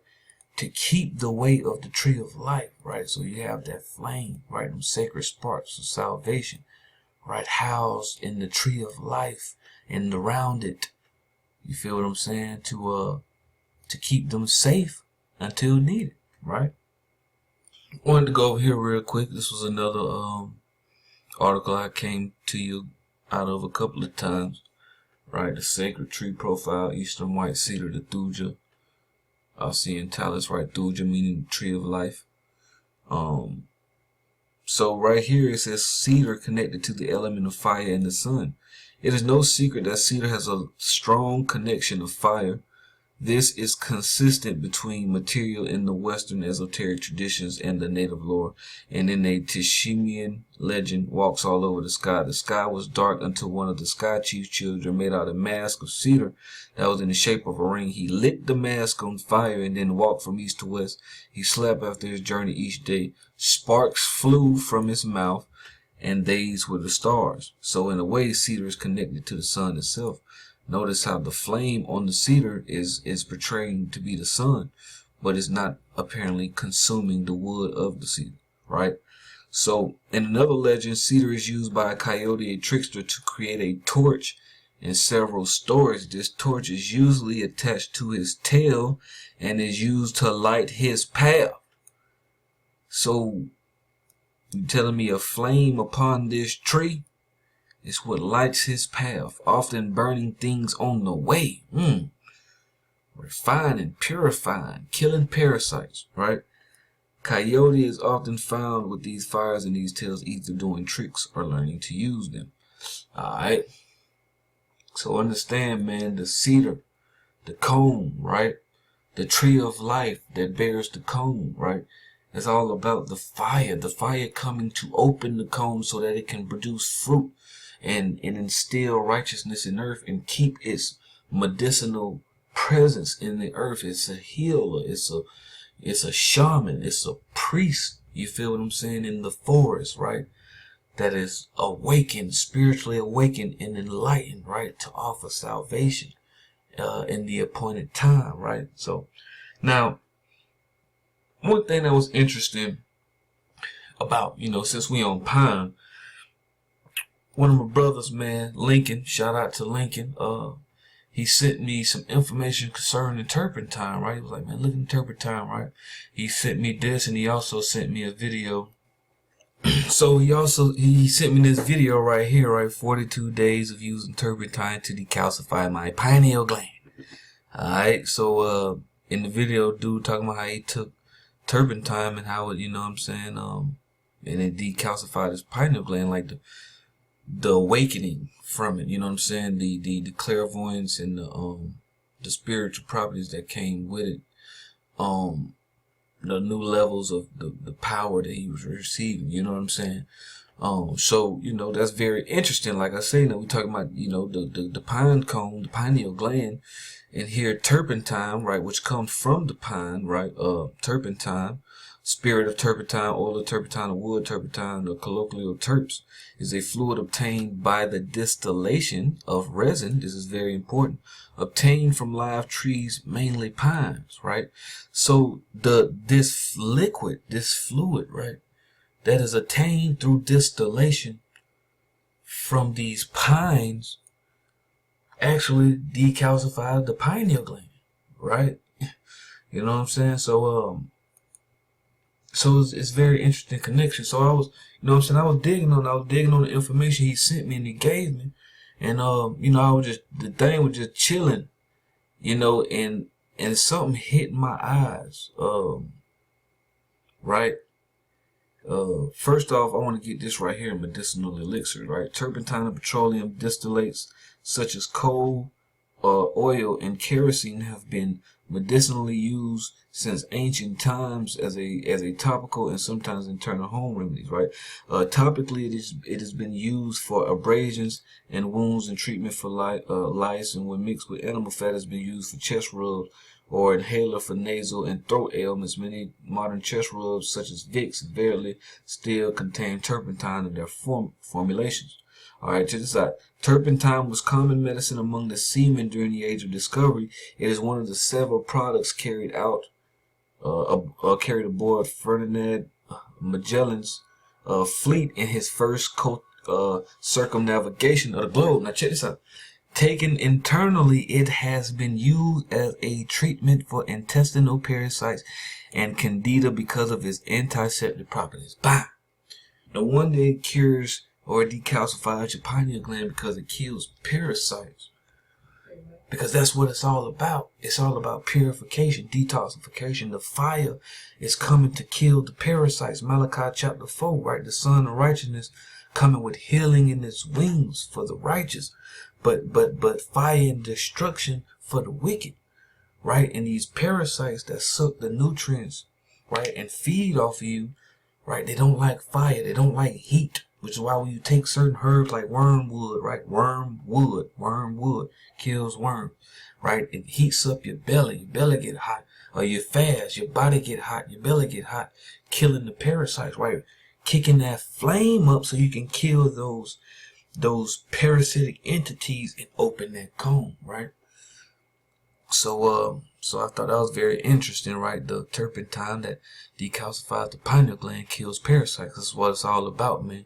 Killing these darn parasites, right? These biological serpents. You feel what I'm saying? So now what caught my attention was this right here, source of organic compounds. Because I just happened to look right here and I seen these two words. And it says separated and purified. I say, what? So what they do, you know what I'm saying? It said these pinene, right? The pinene extracted in the turpentine making process. It said these pinenes are separated and purified by distillation. Now, all we've been talking about is separation and purification. You feel what I'm saying? So I'm like, okay, you telling me the process of distillation is what separates and purifies. Now, I know how the Most High work. I know how that mundane concept can be used metaphorically in our lives, in our, you know what I'm saying, what we got going on. You know what I'm saying? How that concept can be used metaphorically, right? The process of distillation. So it made me want to look into the process of distillation since it separates and purifies. So distillation is a process of separating the components of a substance from a liquid mixture by selective boiling and condensing. Distillation may result in essentially complete separation, nearly pure components, or it may partial separation that increase the concentration of selected components of the mixture. It is in either case, the process exploits differences in the volatility of the mixture's component. All right. So distillation is a unit operation of practical universal importance, but it is physical separation process and not a chemical reaction. All right. So you got some, some stuff about distillation. All right. So when you understand distillation process, man, what you find is, you find that distill is dealing with drops, right? The drop, right? Drop, the drop, right? You know what I'm saying? Trickle down in minute drops, right? Distiller, right? To drip, drop, right? Stiller, drop, right? So it's all about these drops. It's all about forming drops, right? Separating liquids, boiling them, condensing them, creating the vapor, and then the drops from it, right? And when you drink distilled water, it's water that's been vaporized, right, to be purified so that the drops come down pure and make the pure water, right? It's about the drops. So when I'm hearing this, I'm thinking about dew. You feel me? I'm thinking about dew because I'm like, dang, drops. I'm thinking dew. And I know how the Most I always talk about dew. You know what I'm saying? The mountain's going to drop down dew, new dew. You know what I'm saying? So I went to looking up verses about dew, and sure enough, look what I found. All right, so then I ran into Deuteronomy chapter 32, verse 2, right, where the Most High say, my doctrine shall drop, right, shall drop as the rain. My speech shall distill as the dew. I said, bam, there you go, right there. You know what I'm saying? So I'm like, okay, yeah, okay. I couldn't have caught it like that for no reason. It's very, associated with each other. So I'm like, dang. So as the small rain upon the tender herb, and as the showers upon the grass. So think about what he just said. He said, my doctrine shall drop as the rain, right? My speech shall distill as the dew. What does distillation do? It separates and purifies, right? So the dew is a product of a separated and purified liquid, right? Or these drops. So his word, his doctrine, is going to separate and purify just as the dew of heaven. Alright, so remember when we was getting a little excerpt from Peru's writings, and we was talking about the community of the remnant, right? And the final remnant. You feel what I'm saying? And how these Essenes and these separate righteous ones knew that they were the remnant and they were the final remnant. Now we just got the verse about distillation and dew, and how the Most High's word is going to distill as the dew. It's going to separate and it's going to purify, right? So let's go over here to Micah, the book of Micah, chapter 5, verse 7. And as you can see, right, it say, a remnant shall be delivered. So you know we're talking about that remnant, right? It says in verse 7, and the remnant of Jacob shall be in the midst of many people, as a dew from the Lord, as the showers upon the grass, that tarry not for man, nor waiteth for the sons of man, right?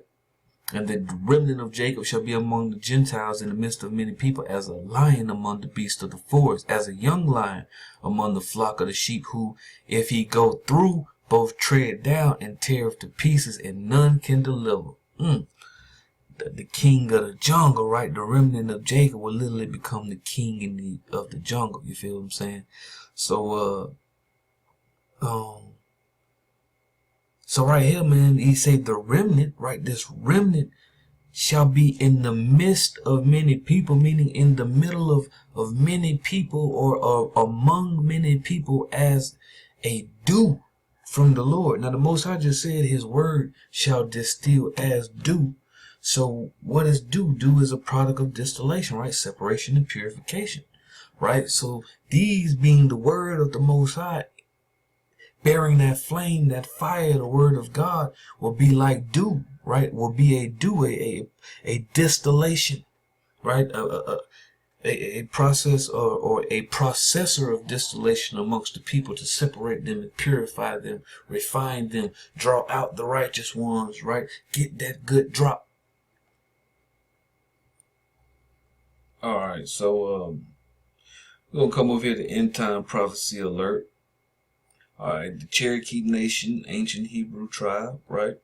Because there's some very interesting things they say in here, and there's a few which I won't, not really gonna touch on this article too much, but just a little bit.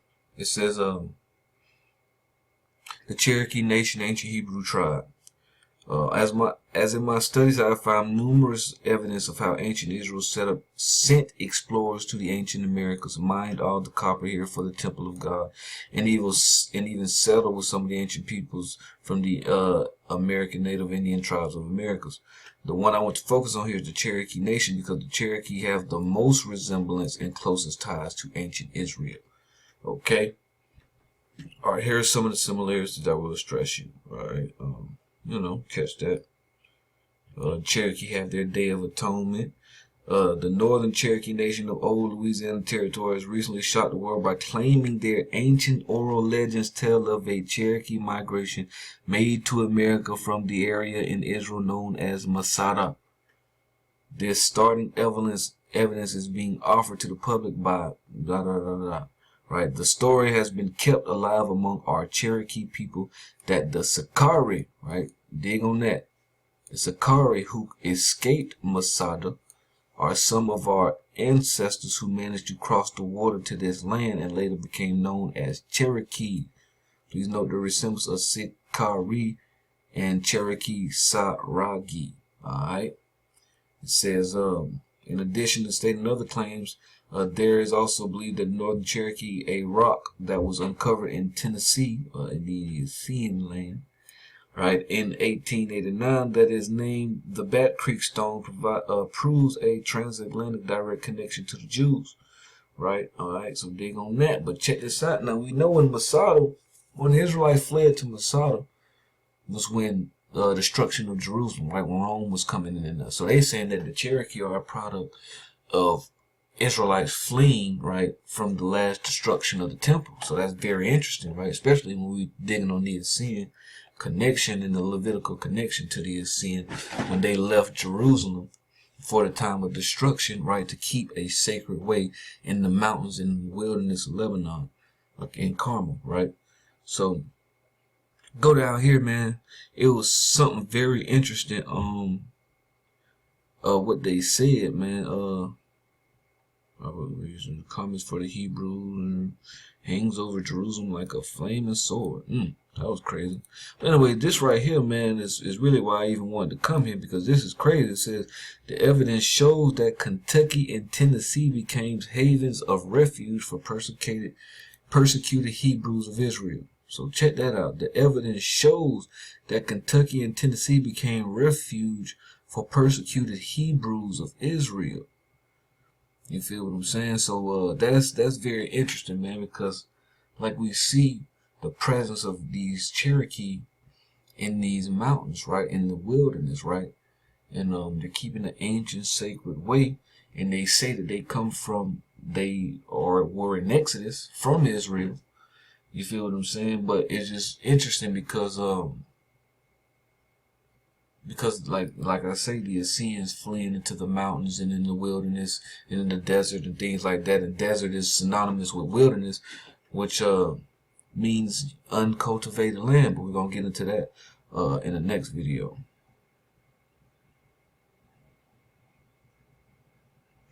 Real quick, wanted to come and get this right quick. Just a few things here I want to read. Right, a people in Exodus. All right, ancient religious beliefs of the Cherokee people. Right, it says the name for the Cherokee people is Aniyawiya, which in English means the principal people. And this is very interesting because if you see in the Essene documents, the Essenes were called princes. It say all of whom God called princes, right? And if you look up a prince means a ruler of principality, right? So these principal people could have been these Levitical princes, right? That were very principled, very studied, very learned, very interested in keeping sacred customs and principles, right? And akin to the people of God, right? The devotion of the Cherokee people was to the supreme Holy Spirit, who could not be looked upon, whose energy was the fire of all creation and the fire of all life, and who resided in the heaven and on earth through purified people. He resided on heaven and earth through purified people. Alright. So there were rigidly non-idolaters. They were rigidly non-idolaters, and neither would they observe any religious images among them or kept idolatrous religious ceremonies. Instead, the Cherokee people adorned the one great spirit God, whom they described as the only giver and taker of life. They were devoted to a higher principled way of living according to the ancient religious beliefs of the one benevolent God, right? Sounds just like the Essenes, separating from the idolatry and all of the paganisms, right? And living a more devoted life to the Creator, a more higher principled way of living, right? That's exactly what the Essenes came to do. All right. So y'all catch this right here. Right here is going to quote from James Adair, right? Who we had got earlier, who was talking about how similar the customs of the Cherokee were to the custom of the Levites and the Kohanim among the Levites, right? So what we're gonna do, man, we're gonna go over here and we're gonna get James Adair book. We're gonna get his book, man, and very interesting. Hold on. Okay, this is James Adair, History of the American Indians, on olivercrowdy.com, Cowdery.com. Alright, and this is on page 226, the account of the Cherokee Nation. Alright, so check out what it say. He say, we should now treat the Cherokee Nation, look how I spell Cherokee, right? Key.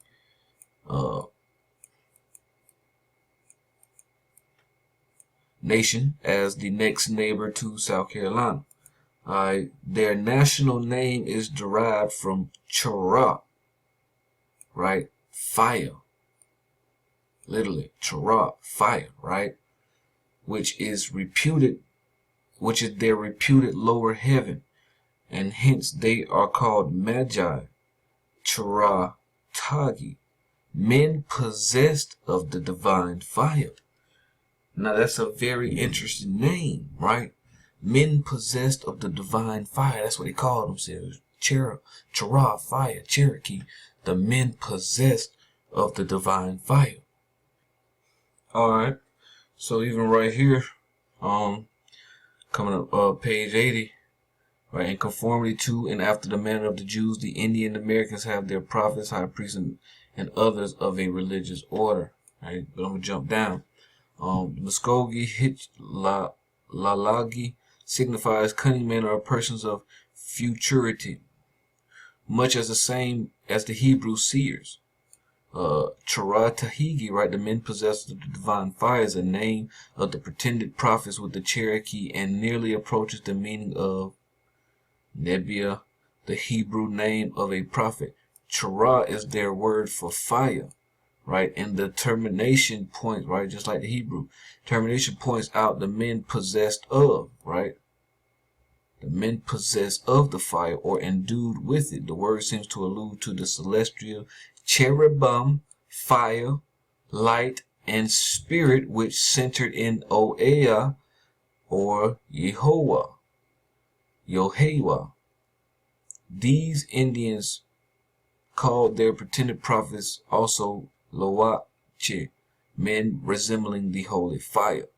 Now understand something, why that's important, right? Men possessed of the divine fire, right? That's what the Cherokee called themselves. They referred to their prophets as men possessed of the divine fire. Now, what does that fire denote? Fire denotes the passion, right? The spirit of the Most High. You feel what I'm saying? It's that fire, right? And if these are Levites, if this tribe is a tribe of Levites, then we know very much well they possess the fire. Because you got to ask yourself, when Moses first got the word from the Essenes, right, the fiery bush, when he came down, when he went to Mount Sinai, and he went to get the law, right, and he came down and he seen the Israelites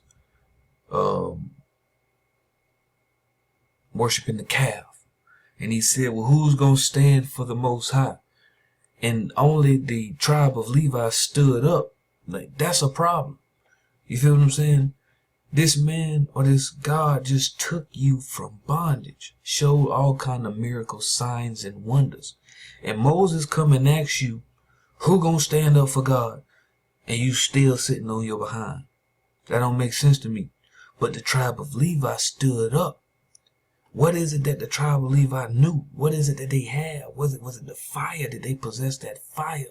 That zeal, that spirit for the Most High, to remain joined to him, just as their name denotes, Levi, being joined to the Creator. Alright, come on over here to the page 159, right? Right, first thing we get is this town of refuge called Kawate. Now remember, the bro Natural by Law been showing you these cities of refuge among the Cherokee, showing that Levitical connection, right? Then the Levitical cities, right? So now, what we are mainly doing is drawing a connection between the Levites and the Cherokees, as well as James Adair. He doing the same thing, right? So, very interesting to understand that. And these Levites, upon being in the wilderness with their Lebanon council, set up towns of refuge, right? With that, which is a Levitical thing to do, right? In almost every Indian nation, because I'm not gonna say that, anyways. In excuse me, in almost every Indian nation, there are several peaceable towns which are called Old Beloved, Ancient Holy, or White towns, right? They seem to have been formerly towns of refuge, for it is not in the memory of their oldest people that ever human blood was shed in them, right? Although they often force persons from thence and put them to death elsewhere. Alright, so they kept it holy because it was a sacred place. It was a city of refuge. It had to remain holy, right? Now check this out. White is their fixed emblem of peace, friendship, happiness, prosperity, purity, holiness, and etc., as with the Israelites. Talking about the Cherokee now. Just leave that right there. Alright, that's very important to understand, because it shows you that connection, right? Especially between the council of the Cherokee in the Council of the Hebrews, right? That Lebanon establishment, right? From this organization going into the wilderness to keep a set of laws of purity and righteousness, right? So right here, I'm gonna jump right here down to page 164. It says, as afore, Shawanoah Renegado professed himself to be an observant of this law of purity, right? Stemming from the Cherokee, right? So so the other nations, northern nations of Indians who are free from adulteration by their far distance from foreigners do not neglect, right, from their solitude, do not neglect so great a duty. It is highly probable, notwithstanding the silence of our writer, that as purity was strictly observed by the Hebrews in the temple, who was in the temple, right, Levites, the field, right, who possesses the fields, the green belts, right? You know what I'm saying? Just rocking. And the wilderness, right? The religious rites and customs of the northern Indian differ no further than those of the nations near our southern settlements, that reason will admit, allowing for their distant situation from Peru and Mexico, right? From the northern and the southern kingdom territories where they seem to have traveled. Boom! Look at that. Come on now. What did the Essenes do? They left Judah and went into the mountains of the land of the north, Damascus, Lebanon, right? And into the wilderness and the mountains to keep a law of purity and separation, right? To be distilled. You feel what I'm saying? And so it's telling you right here that this strict observance of purity in the temple, field, and wilderness is no different from those of the Indians of the southeast, of the southern, right? Because these was Levitical people. Why do you think the South is the Bible Belt? You feel what I'm saying?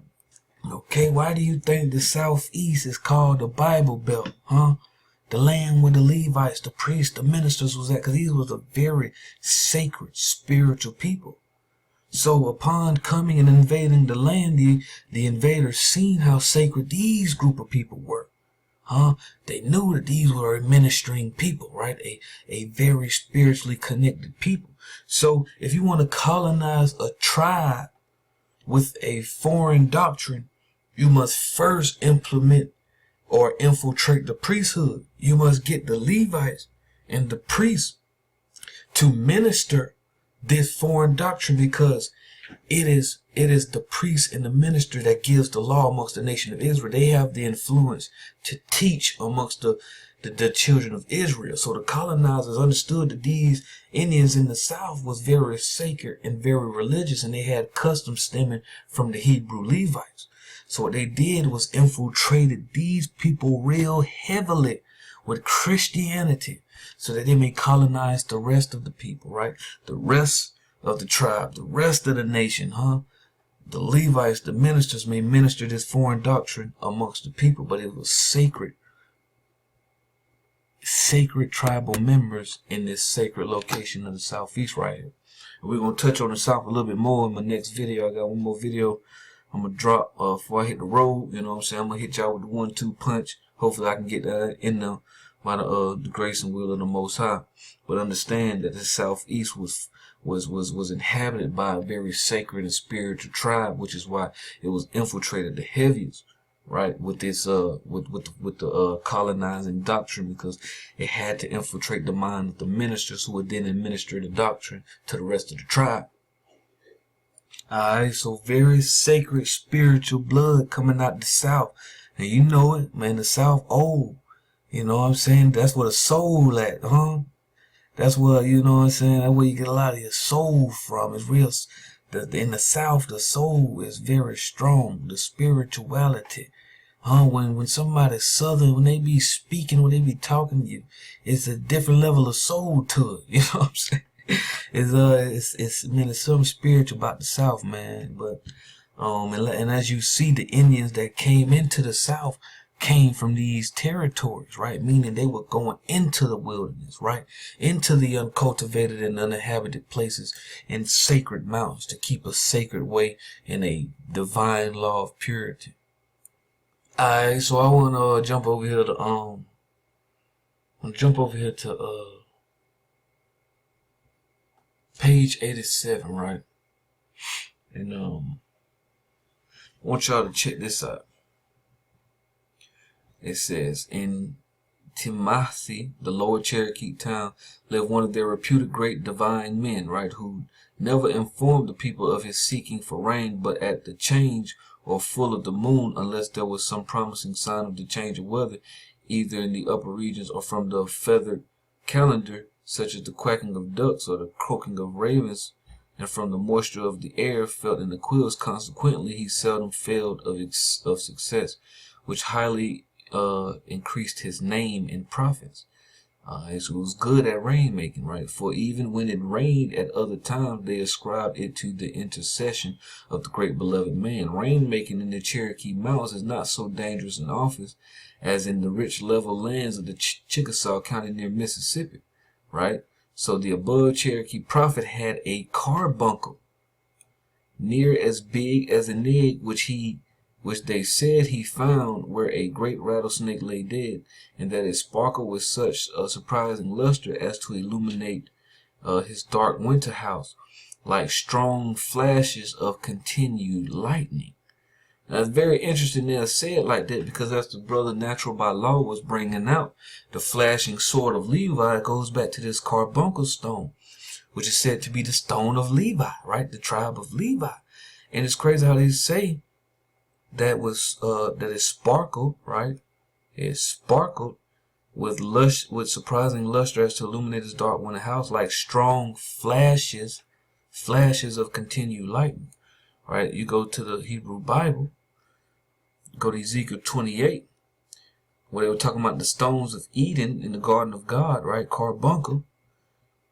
Go to the Strong's 1304, and guess what? You get baraketh. With the Hebrew word for lightning is barak or barek, right? So this word has the word for lightning in it, and it's a gem as flashing, perhaps the emerald, right? Remember the flashing sword, which is lightning. So this stone is literally a representation of lightning, even in the Hebrew Bible.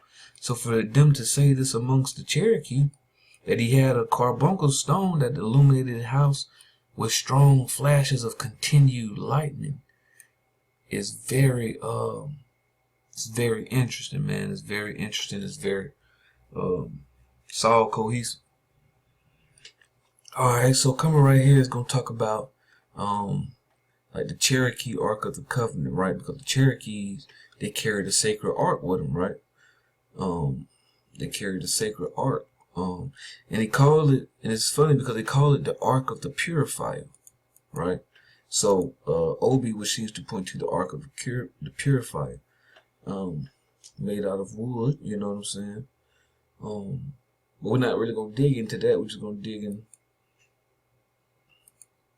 like, right? All right. Let me see. All right. With the Hebrews, the Ark of the Berith, right? The Covenant, or the Purifier, was a small wooden chest of, so the Indian Ark is a very similar construction, and it is only the intention and application of it that makes it worthy of notice, right? So just keep that in mind, right? The ark has a cover, and the hole is made impenetrably close with hickory splinters. It is about half the dimensions of the divine Jewish ark, and may very properly be called the red Hebrew Ark of the Purifier, right? So you see how they always call, right, this Ark of the Covenant the Ark of the Purifier, right? But let's go over here to this right on page 91. So it says,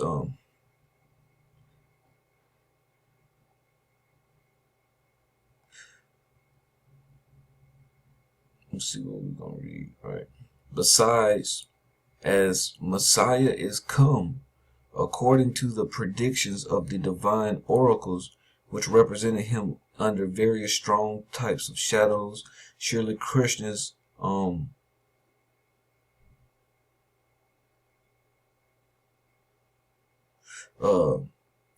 Besides the Messiah, divine, which represents him. Okay, surely Christians ought to follow the copy of their humble master and his holy disciples, and leaving fleecing of the flock to the avaricious Jews, whose religion, tenets, and rapacious principles supported them in taking annual tithes from each other, who affect to believe that all the Mosaic law is perpetually binding, right? That all the Mosaic law is perpetually binding, and that the predicted Shiloh, right, who is to be their purifier, king, prophet, and high priest, is not yet come, right? So understand that the purifier of this ark, or the purifier of these people, right, has not yet come. They carried around the ark. They call it the ark of the purifier, right? And there is a purifier who's going to come to purify them. Now, why must they be purified, right? That brings you back to the book of Malachi, right, chapter 3, where it says, "The messenger, I will send my messenger, who is Shiloh, right, to prepare the way before me, and the Lord whom ye seek shall suddenly come to his temple, even the messenger of the covenant whom ye delight in. Behold, he shall come, saith the Lord of hosts."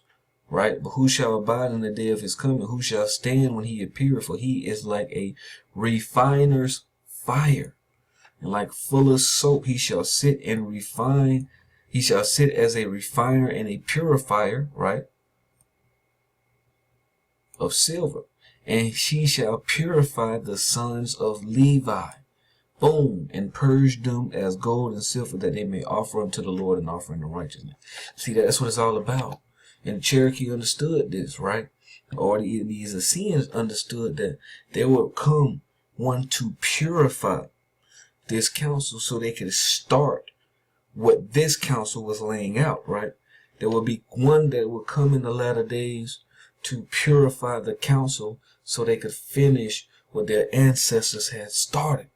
This is what it's all about. That's why it's very important for the council, right? For the ones who stem from this bloodline, the ones who have been called by the Most High to raise up for that cone, for that seed, the perpetual covenant in the seed to be activated and open, right? So they could establish this priesthood, so they could give the nation the law, so the nation can become a tribe and have identity, have morals, customs, and principles, and be the children of Israel again, right? But you got to raise up the priesthood, because even a Davidic Messiah cannot come unless there is a law. He sits in the executive seat of government, meaning that he enforces the law given by the legislative branch of Levitical priests. So there has to be a priesthood risen to give the law that the Davidic executives can enforce among the children of Israel, right? So it's all about reconstructing, purifying, and raising up this priesthood. All right, man, so that's all I want to get from James Adair, History of the Indians. Just a few little excerpts, just showing the connection that he was making as a sojourner among the Cherokee to the Levites, specifically to the Hebrews, specifically the Levite. Excuse me. The Levites, right? So, very interesting connections, you know what I'm saying? Now, like I say, we got to keep these Essenes in mind, because what the Essenes did was they left and entered a covenant with the Most High. That is not for their time, but for the latter time, through the seed of their descendants, because the covenant is passed through the seed, right? So in the latter days, when this seed would awaken, they would fulfill this covenant, right? But now what I want to do is, since we've been building on fire, right, the understanding of fire, and we know that this purifier is coming to purify the priesthood, and he is a refiner's fire. So we got to understand what's up with this fire. What is the fire of purification? Why it's so important for us to purify ourselves, to detox, to kill these parasites, to do these things, you feel what I'm saying? So we just want to show and get a little bit of that. But first, what I want to do is I want to go to the book of 2nd Ezra. feel what I'm saying? I want to go to the book of Second Ezra in the Apocrypha, right? This is the chapter that the brother Peru Salem was referring to when Ezra went and rewrote the law, right? When he set up an Essene establishment in the field, in the wilderness, right? He grabbed a group of priests and they went out to rewrite all the ancient texts. Now, what I want to do is I want to get some of the things that happened while he's doing that.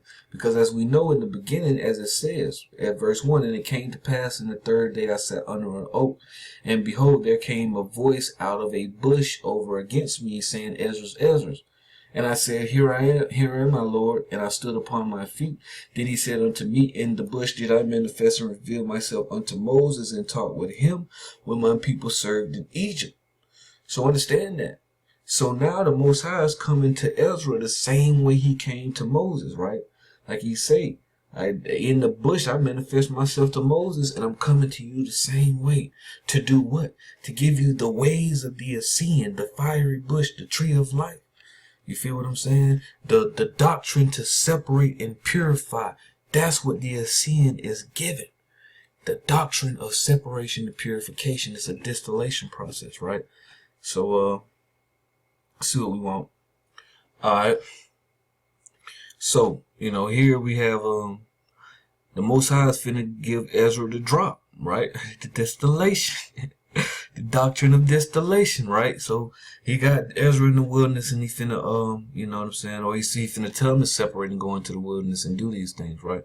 So we're gonna start at, I want y'all to catch this chapter too, in its entirety, but we're gonna start right here. Verse 20, it says, Behold, Lord, I will go as thou commanded me and reprove the people which are present, right? Refine them and correct them, right? But they shall be born afterward, who shall admonish them, right? But they that shall be born afterwards, who shall admonish them? Thus the world is set in darkness, and they that dwell therein are without light, aka fire, right? For thy law is burnt, is consumed, therefore no man knoweth the things that are done of thee, or the work that shall begin. But if I have found grace before thee, send the Holy Ghost into me, and I shall write all that have been done since the work in the world since the beginning, which were written in thy law, that men may find thy path, right? And that they which live in the latter days may live, right? And he answered, he said, Go thy way, gather the people together, and say unto them, Seek thee not for 40 days, right? So he went for 40 days into the field, into the wilderness. But look to prepare thee many box trees, and take the Soraya, Debria, the Salaminia, Econos, and Isaiah, the 5 which are ready to write swiftly, and come hither, and I shall light a candle of understanding in thine heart, which shall not be put out till these things be performed. So understand that right there. The Most High told these folks to go separate into the field, into the wilderness, right, where he would light a fire of understanding in their bosoms, in the heart, right? Which shall not be put out, an eternal flame, right? Until an appointed time, which, right, till these things be performed, which thou shalt begin to write. So even if the things ain't even came to fulfillment, it's like the fire still burning, right? You know what I'm saying? So there you can see this flame, right, that is inside of this priest, or this sacred one, that causes him to write documents that he has no access to, right? Meaning that this fire has had a divine intervention and has opened his pineal gland. The fire that the Most High lit has opened the cone, right? And caused it to bear fruit and to bring forth this information and these doctrines, right? So we keep going. It says, and when thou hast done and when thou hast done some things, thou shalt publish, and some things thou shalt secretly show to the wise. Tomorrow on this hour thou shalt begin to write. Then went I forth the commanded to gather all the people together, and hear these words. Our father at the beginning were strangers in Egypt, from whence they were delivered. And they received the law of life, not the law of death, but of life, which they kept not, right, which ye have transgressed after them. So if they kept not the law of life, which life which law do you think they went and joined themselves to? Yeah. You know what I'm saying? Then was the land, even the land of Zion, parted among you by lot, but your fathers and ye also have done unrighteously, and have not kept the ways of the highest, that the highest commanded you, right? And for as much as he is a righteous judge, he took from you in time the thing that he had given you. And now are ye here, and your brethren among you. Therefore, if it be so, ye will subdue your own understanding and reform your hearts, and you will be kept alive, and after death ye shall obtain mercy. For after death shall the judgment come, when we shall live again.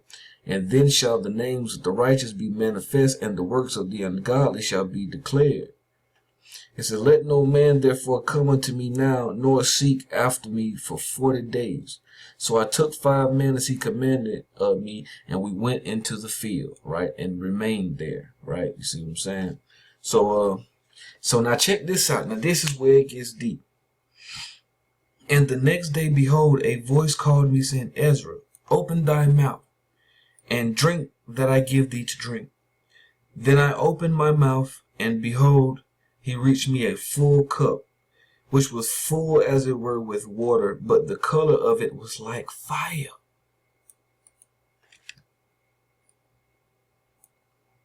And I took it and drank, and when I drank of it, my heart uttered understanding, and wisdom grew in my breast, for my spirit strengthened my memory, and my mouth was open and shut no more.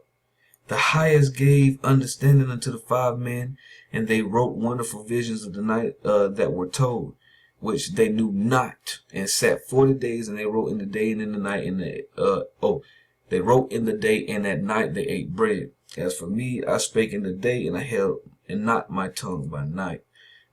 In the 40 days they wrote 204 books, right? All right. So they published some, and they didn't, but they kept some for them. But they kept the 70 last, that thou may deliver them only to such as be wise amongst the people. For in them is the spring of understanding, the fountain of wisdom, and the stream of knowledge. And I did so. So you have a resurrection of the Essenes right here. Another case of them, right? Separating, purifying, and rewriting the law. Now understand something, right? Ezra said the Most High gave him a drink. And he said that this drink was like the color of fire. Yeah, it was full as it were with water, but the color of the drink was as fire. So he was literally drinking like a fiery drink. Now, you know what I'm saying? I was going over the drop with my boy. I was talking to my boy Natural by Law, right? I hadn't told him about that little incident right there. And he was like, bro, and he dropped something on me. He was like, bro, you know what that made me think about? And he dropped this on me. The black drink, right? The black drink is a name of several kinds of ritual beverages brewed by Native Americans in the Southeast, right? In the South. Traditionally ceremonial people of the Yuchi, Caddo, Chickasaw, Cherokee, Choctaw, Muskogee, and some of the other indigenous people of the southeastern woodlands, right? The southeastern wilderness. Use the black drink in the purification ceremonies. So think about that. These Indians of the southeast of the southeast use the black drink in ceremonial purification ceremonies. It's a purification drink. It was commonly known as the white drink because of the association of the color white with the peace leaders in some of the Native American cultures. Black drink is consumed to purify an individual by removing spiritual and physical contamination, and as such is never taken casually. The preparation and protocols vary between tribes and common grounds. The full formula is not published or given to outsiders, but a prominent ingredient is the roasted leaves and stem of Ilex vomitaria, commonly known as Yaupon holly, a plant native to the Atlantic and Gulf Coast. Black drink usually contains emetic herbs, which has been recorded to induce vomiting, right? That's why it's named vomitaria. So this plant right here is really only found in the South. You feel what I'm saying? So the reason why most of the Indians in the South is using it. You feel what I'm saying? Get this on some preparation tip. You know what I'm saying? Right? Get this right here. Get all that. You know what I'm saying? But get some other sources on it real quick. Right, the black drink was the name given by European colonists to a ritual beverage brewed by the Native Americans in the Southeast, right, such as the Muskogee Asi. Look at that, Asi, right? It is thought to been prepared by the roasted leaves of the Yaupon holly, right, native to the Atlantic and Gulf Coast, though it may have been a concoction of other roots and herbs. Yaupon beverage, which have caffeine, will often use the substance for coffee and tea by calling this Okay. The black prior to the 19th century, the black drink was consumed during daily deliberations, of the village councils and at all the important council meetings. Right, all these tribes right here, these indigenous peoples of the Southeast Woodlands, drank it for purification. The black drink was prepared by social villages and served in large communal cups, right? And it was and it promoted vomiting, right? It will clean the eye. I'm gonna jump down a little bit, y'all catch this. Pause it and catch it if you want. Right, the shell cups they used to drink it in. Alright, so the distribution of the use of the black drink in America, as you can see, it's mainly dealing with the South, right? Mainly dealing with the South. Alright, because that's where the plant is distributed. The plant itself is native to the South, right? The Ilex vomitoria, coming on the Yaupon holly, is a species of holly that is native to the southeastern North America, right, to the south, right? So meaning tree. So the drink, the plant used for the drink is really only native to the South, right? So it makes sense for it to be there with these where this priesthood would be, these sacred ones. Almost just like when you look at the remnant of the priesthood among the Rastas, the Bobo Ashanti, the ones who keep the ancient sacred way. You see, they have a native herb that's indigenous to where they at. You know, it's almost like when there's a priesthood is established in an organic environment, they tend to have the ceremonial things that they need. All right, so back over here to this PDF. I want to read this right here. Post-European contact and black drink among the Cherokee. It says many tribal cultures of the South continue using black drinks long after the collapse of the Mississippian cultures. All right, many of these tribes and many others are documented as users of the drink. Although rituals vary among the different tribes, there are common traits which span most of the tribes' variation. Black drink is most commonly drunk by men who also prepare it. In some ceremonies, the drink, after its preparation, is passed out to the highest status of person first, then the next highest status, and so forth.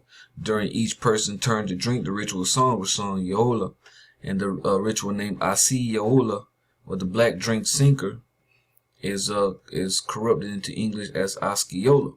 The black drink is a purifier. There we go with that purifier again, right?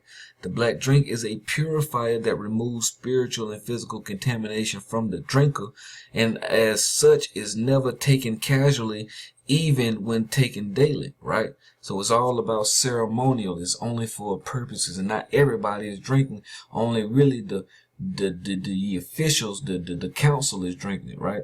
Some tribes practice ritual vomiting after its consumption, right? Possibly to heighten its purgative, right? Its purging, its purifying, its purgative and purifying powers, right? By expelling contamination for the body. So you can do what? You can fully receive that light. So that cone can fully be open, right? That fire protects the tree of life from parasites. Parasites hate heat. You feel what I'm saying? So the sharing of tobacco is also a part of the ritual. Black drink among the Cherokee. The Cherokee black drink is taken for the purification and renewal as stomp dances, green corn ceremony, and the other ceremony made with the that plant. The black drink reportedly induces vomiting during Cherokee purification ceremonies, but as explained above, this behavior is deliberate or result of the quantity imbibed and not due to the chemical property of the drink itself. Other ritual medicines beverage are also in ceremonies in Oklahoma. Right, the casina used by the Ais. Right, in 1696, John Dickinson witnessed the use of a beverage brewed from the Yaupon holly among the Ais of Florida. All my Florida folk. You know what I'm saying? I had to get that in there. Now, check this out. Say, Dickinson later learned that the Spanish called the plant casina, or however you say it. The Ais parched in the leaves in a pot and then boiled them. The resultant liquid was used to then transferred into a large bowl using a gourd. A gourd. I want y'all to pay attention to that, right? A gourd. Remember that. That had a long neck, right? A gourd with a long neck, with a small hole at the top and a 2-inch wide, unknown or very strong hole in the side. The gourd was slowly dipped into the brewing pot, which caused a whistling sound as the air forced through a small hole at the top. The gourd was used forth the liquid. Dickinson does not specify how. So amongst his tribe, he's seen them using a gourd to prepare a purifying drink, right? And even the long neck of the gourd, right? Google what a gourd is. I'm not gonna do it here, but if you don't know, Google what a gourd is. You feel what I'm saying? But that connection right there to these Indians in Florida and the South is very important, especially when we dig into the Essenes records. I'm gonna get this right here. The celebrated black drink, right? I'm gonna get this from Nancy Ward, Cherokee Chieftainess, Dragon Canoe, Cherokee, Chickamauga War Chief. Alright, so the celebrated black drink was a concoction made from leaves, top, and shrubs of the Ilex vomitoria, a member of the holly family. We know the shrub by its common name, the winterberry. The caffeine in the plant produces a stimulant. A strong infuse of the plant juice and liquids produce a narcotic once used by conjurers to invoke ecstasies. Right? No Indian was allowed to partake of the purifying drink unless he had proved himself as a brave warrior. Alright, scroll down just a little bit. Y'all catch that. It says later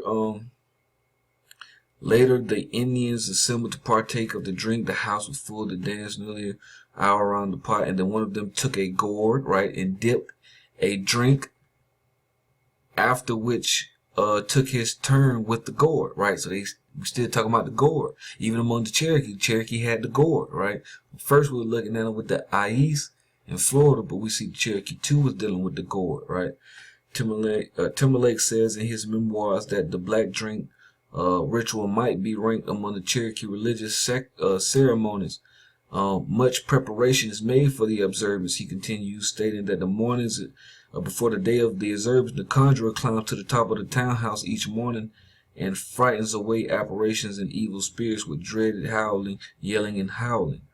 Alright, the black drink was used as a purification from sin ritual. It was part of the certain state council ceremonies. The sacred holly drink was served during certain parts of the corn and harvest festivals. All religions were related. Nancy Ward, performing her duties on whoever that is said to have prepared and served the black drink for warriors in their purification rites.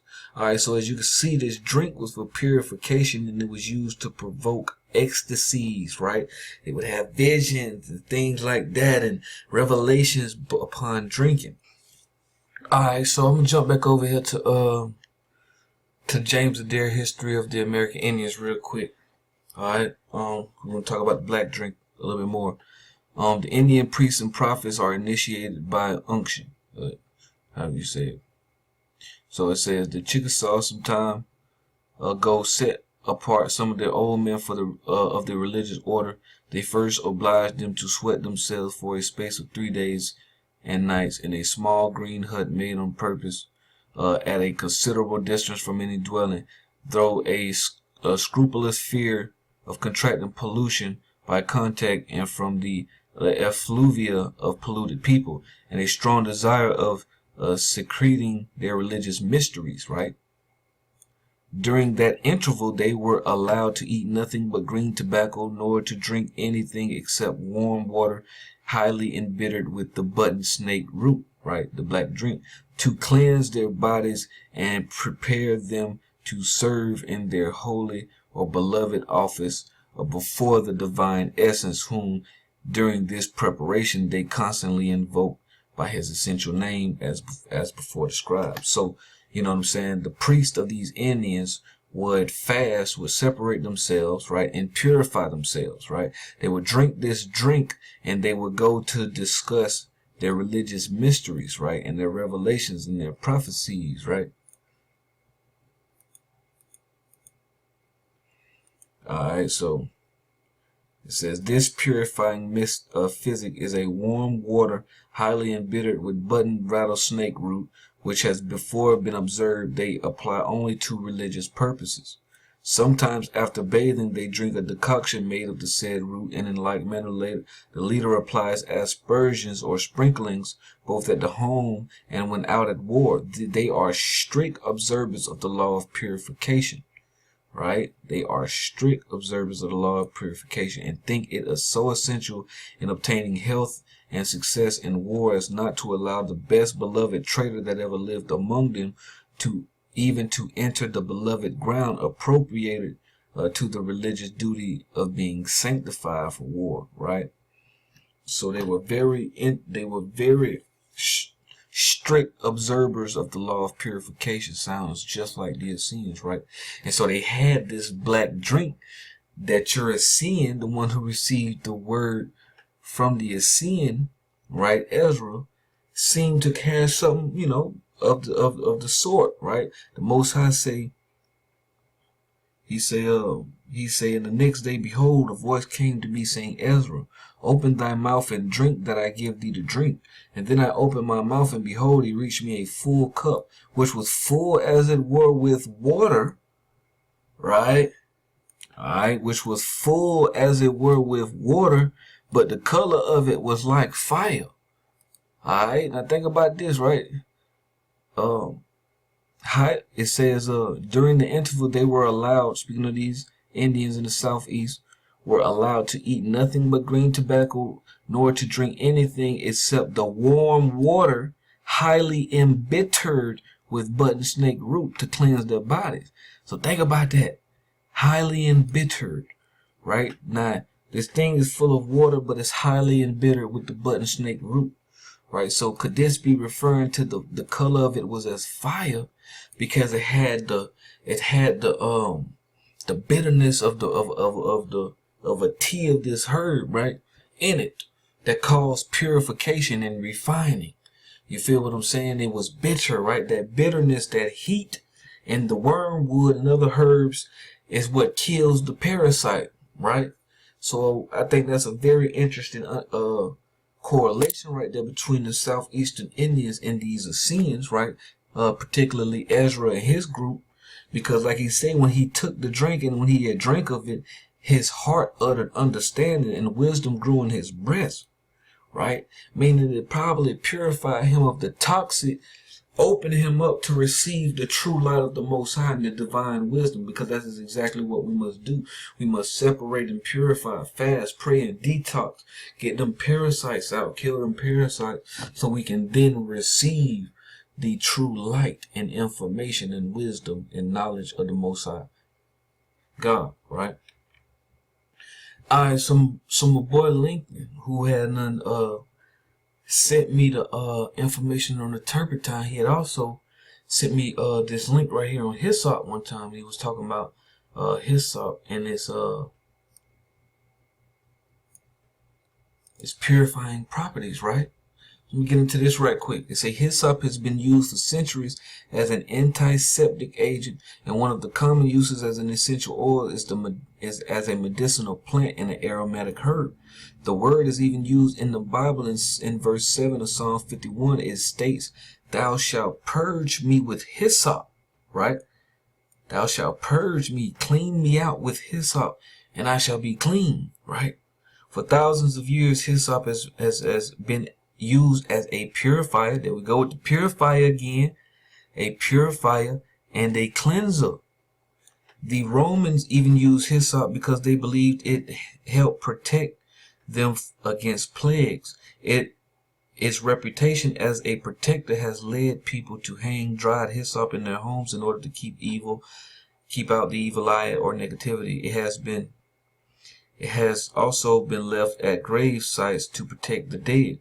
Hyssop or Hyssopus officinalis is a herbaceous plant of the genus Hyssop and is native to the southern Europe or Middle East and the region surrounding the Caspian Sea.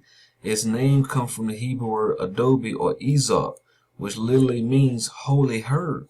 Today, hyssop is used for digestion and intestinal problems, including liver, gallbladder, intestinal pain, and loss of appetite.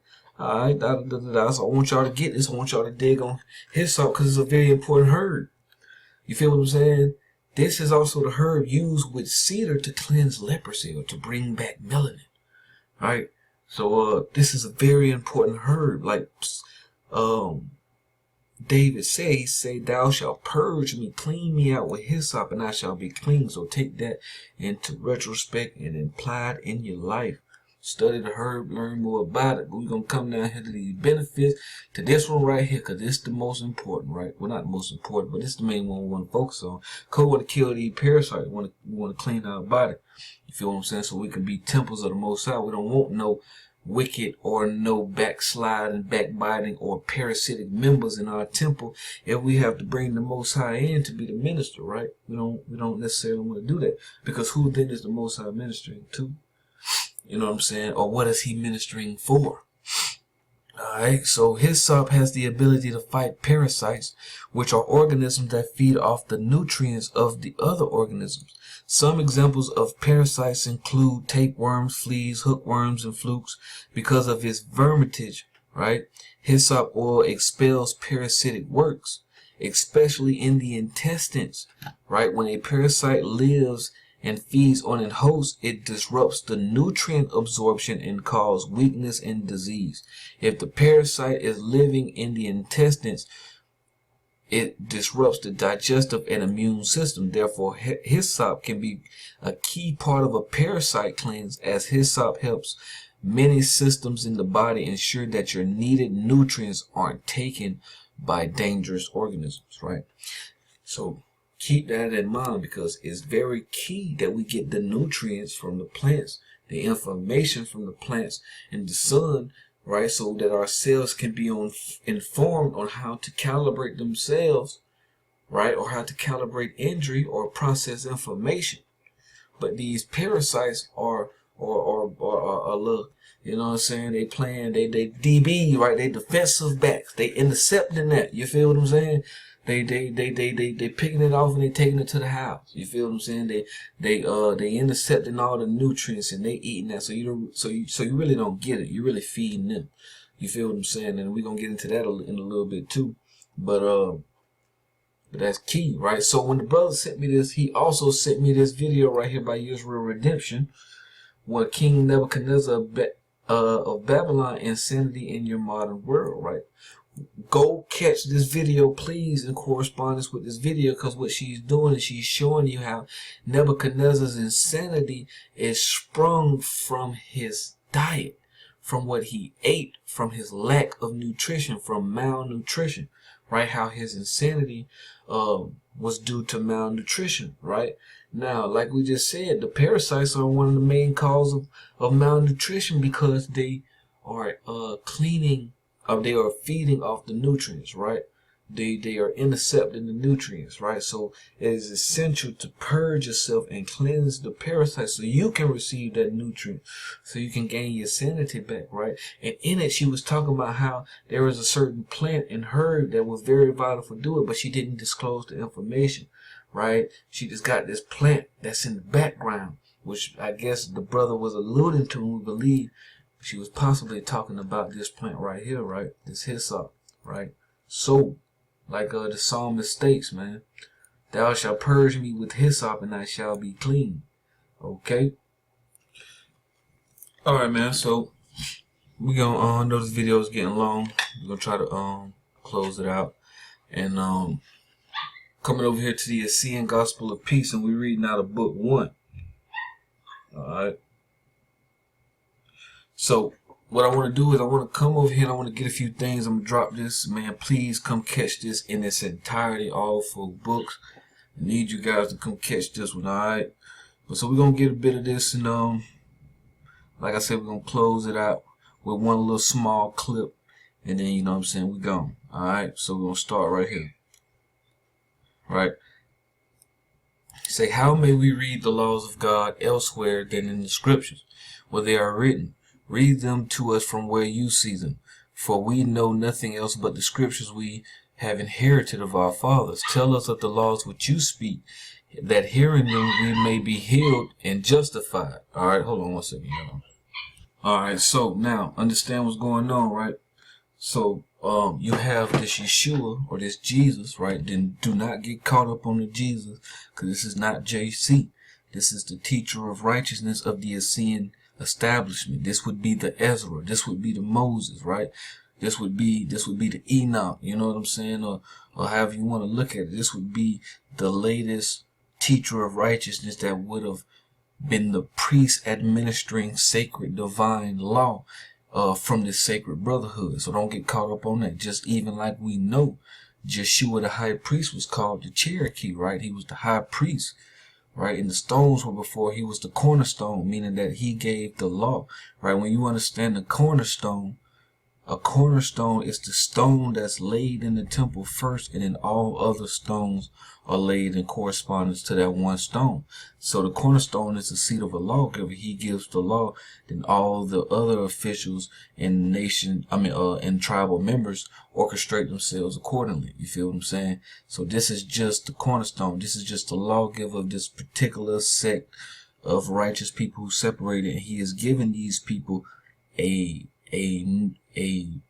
law from the beginning, right? Natural law. He's giving them the law of nature, and they're asking him, well, our scriptures don't have that, right? Because the scribes rewrote the law vainly. So they saying, like, you know, the scriptures we got don't say this right here, what you speak of. Tell us how we can get this drop, right? So Yeshua said, you do not understand the words of life because you are in death. Darkness darkens your eyes, and your ears are stopped with deafness. For I tell you, if it profits you not at all that you pore over dead scriptures, if by your deeds you deny him by who given you the scriptures, right? Who has given you the scriptures. That's very powerful right there. So I tell you truly, God and his laws are not in that which ye do. They are not in gluttony and in wine bibbing, neither in riotous living, nor lustfulness, right? Nor in seeking after riches, nor yet in hatred of your enemies. For all these things are far from the true God and from his angels. But all these things come from the kingdom of darkness and the Lord of all evils. And all these things do ye carry in yourselves, so the word and power of God enter not into you, because all manner of evil and all manner of abominations have their dwelling in your body and your spirit. If ye will that the living God's word and his power may enter you, defile not your body and your spirit, for the body is the temple of the spirit, and the spirit is the temple of God. Purify therefore the temple, that the Lord of the temple may dwell therein and occupy a place that is worthy of him. And from all the temptations of your body and your spirit coming from Satan, withdraw beneath the shadow of God's heaven. Renew yourselves and fast. For I tell you truly that Satan and his plagues may only be cast out by fasting and by prayer. Go by yourselves and fast alone, and show your fasting to no man. The living God shall see it, and great shall be your reward. Fast till Beelzebub and all his evils depart from you, and all the angels of our earthly mother come and serve you. For I tell you truly, except ye fast, ye shall never be freed of the power of Satan. From all disease that come from Satan, fast and pray fervently. seeking the power of the living God of your healing. While ye fast, eschew the sons of men, and seek our earthly mother's angels, that for he that seeks shall find. Seek the fresh air of the forest and of the fields, and there in the midst of them shall ye find the angel of air. Put off your shoes and your clothing, and suffer the angel of air to embrace all your body.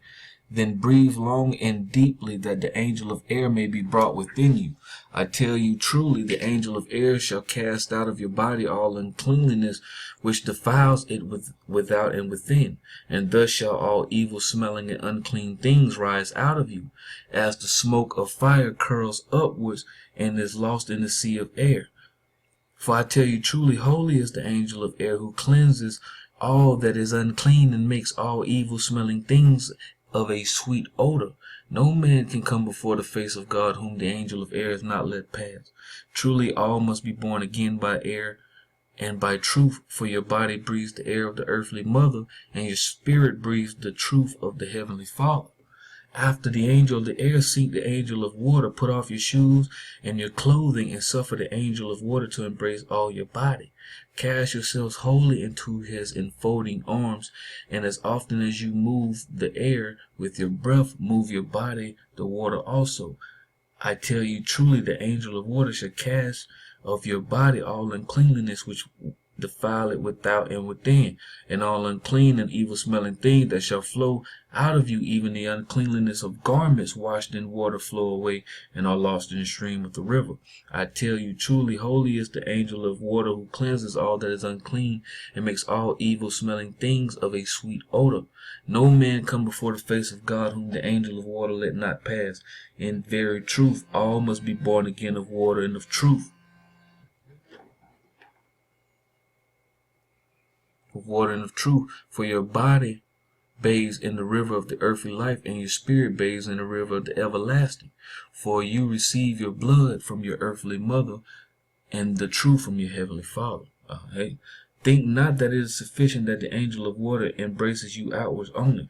I tell you truly, the uncleanliness within is greater by much the uncleanliness without. And he who cleanses himself without, but within remains unclean, is like a tomb, that outwards are painted fair, but within are full of all manner of horrible and uncleanliness and abominations. Right? So peep that. So I tell ye truly, suffer the angel of water to baptize you also within, that you may become free of all your past sins, and that within likewise you may become as pure as the river's foam spotting in the sunlight. Seek therefore. Now check this out. Now check this out. Seek, this is from the Essenes Gospel of Peace. Seek therefore a large trailing gourd, having a stalk the length of a man. Take out its inwards, and fill it with water from the river which the sun has warmed. Come on now. Now did we not just read, right, digging on the Cherokee black drink, what they did? Later, the Indians assembled to partake of the drink. The house was full. They danced nearly an hour around the pot. Then one of them took a gourd and dipped a drink. After each one took his turn with the gourd. Right? We're talking about Cherokee. We're talking about the Southeast Indian. Right? We're gonna go over here. Let me see what it say. What it say. What it say. Right? The holly among the A's of Florida. Right, the plant, the casino, the A's parched the leaves in the pot, then boiled them. The resultant liquid then transferred into a large bowl using a gourd that had a long neck with a small hole at the top and a hole in the side. The gourd was slowly dipped into the brewing pot, which caused a whistling sound as air forced out through the small hole at the top. The gourd was used to froth the liquid. The brewed liquid was deep and brown in color. Feel what I'm saying? So catch that. But come on, we coming over here to the Essenes Gospel of Peace. And he telling you in the wilderness, you feel what I'm saying? When you clean yourself in an organic environment, he said take a trailing gourd with the, like I said, a long neck, a stalk the length of a man. Take out its inwards and fill it with water which the sun has warmed. hang it upon the branch of a tree, and kneel upon the ground before the angel of water, and suffer the end of the stalk of the trailing gourd to enter your hinder parts, that the water may flow throughout all your bowels. Afterwards, rest kneeling on the ground before the angel of the water, and pray to the living God that he will forgive you of all your past sins, and pray the angel of water that he will free your body from every unclean and disease. Then let the water run out from your body, that it may carry away with it all the unclean and evil smelling things of Satan, right? And ye shall see with your eyes and smell with your nose all the abominations and uncleanliness which defile the temple of your body, even all the sins which abode in your body, tormenting you of all manner of pains, right? I tell you truly, baptism with the water frees you from all of these. Renewing your you're baptizing with water on every day of your fast, till the day you see that the water which flows out of you is as pure as the water from, right? Talking about your urine, right? Then betake your body to the coursing river, and there in the arms of the angel of water, thanks to the living God that he has freed you from all your sin. And this holy baptizing by the angel of the water is rebirth unto the new life. For your eyes shall thenceforth see, and your ears shall hear. Sin no more, therefore, after your baptism, the angels of the air and of the water may eternally abide in you and serve you evermore. Now, does that not sound like, back on Cherokee by blood, right? Does that not sound like the Cherokee going to water ritual, right? The people prepare themselves with cleaning rituals, going to water, and taking traditional medicines to purify the body and spirit. This is a rededication of their way of life, Cherokee society, their clan, and the Great Spirit, right? Dig on the Cherokee going to the water, right? I didn't say, and if afterward there remain in you the ought of your past sins and uncleanliness, seek the angel of sunlight, put off your shoes and your clothing, and suffer the angel of sunlight to embrace your body, then bring long and deeply, that the angel of sunlight may be brought within you. And the angel of sunlight shall cast all evil smelling and unclean things which defile it without and within. And all unclean and evil smelling things shall rise from you, even as the darkness of nights fades before the brightness of the rising sun. For I tell you truly, holy is the angel of the sunlight, who cleans all uncleanliness and makes evil smelling things a sweet odor. None come before the face of God whom the angel of sunlight let not pass. Truly all must be born again of the angel of the sun and of the truth. For your body bask in the sunlight of the earthly mother. Some people don't do that. Now let me stop. But I'm just saying. And your spirit bask in the sunlight of truth of the heavenly Father. The angels of air, water, and sunlight are brethren. They give the Son of Man, they were given to the Son of Man that they might serve him, right? Serve, minister to him, right? And that he might always go from one to the other. Holy, likewise, is their embrace. They are indivisible children of the earthly mother. So do not put asunder those who earth and heaven have made one. What do you catch this drop? Let the three brother angels enfold you every day, and let them abide with you through all your fasting. These are angels. The elements are angels. They are ministering angels that might serve you if you understand their principalities. Right? So he say, for I tell you truly, the power of devils, all sin and uncleanliness, shall depart in haste from the body which is embraced by these three angels. As thieves flee from a deserted house at the coming of the Lord of the house, one by the door, one by the window, and the third by the roof, each where he is found, and whither he is able, even so shall flee from your body all the devils of evil, all past sins, and all uncleanliness and disease which defile the temple of your bodies. When the earthly mother angels enter your bodies in such wise that the lords of the temple repossess it again, then shall all the evil smells depart in haste by your breath and by your skin, corrupt waters by your mouth, right? Be that spit thing outside of their lip, And by your skin, by your hinder parts and your privy part, your bowels and your urine. See what I'm saying? All these things ye shall see with your eyes, and smell with your nose, and touch with your hands. And when all sin and uncleanliness are gone from your body, and your blood shall become as pure as our of earthly mother's blood, and as the river foam sporting in the sunlight. And your breath shall become as pure as the breath of odors of flowers, your flesh as pure as the flesh of fruits, reddening upon the leaves of trees. The light of your eyes is clear and bright as the brightness of the sun shining upon the sky. And now shall all the angels of the earthly mother minister you, and your breath, your blood, your flesh shall be one with the breath, blood, and flesh of the earthly mother, that your spirit may also become one with the spirit of the heavenly Father. For truly no one can reach the heavenly Father unless through the earthly mother. Now, come on now. You who want to get caught up in all this Jesus crap, but the JC, is telling you what?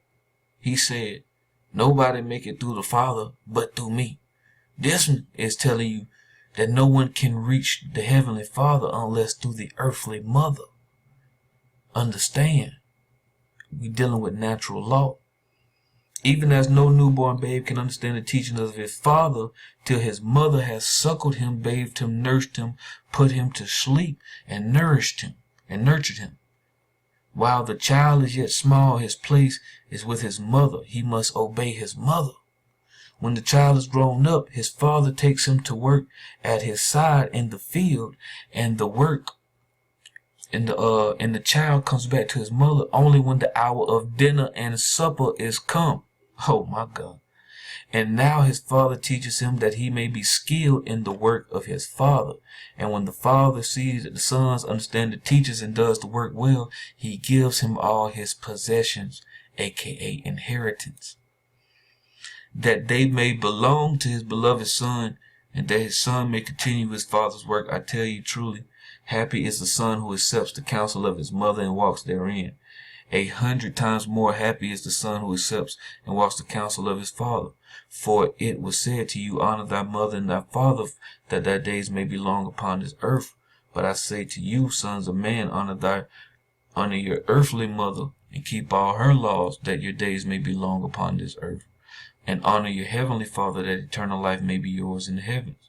For our heavenly Father is 100 times greater than all the fathers by seed and blood, and greater is their earthly mother than all mothers by the body. And dearer is the Son of Man in the eyes of the heavenly Father and his earthly mother than are the children in the eyes of their fathers by seed and by blood, and of the mothers by the body, right?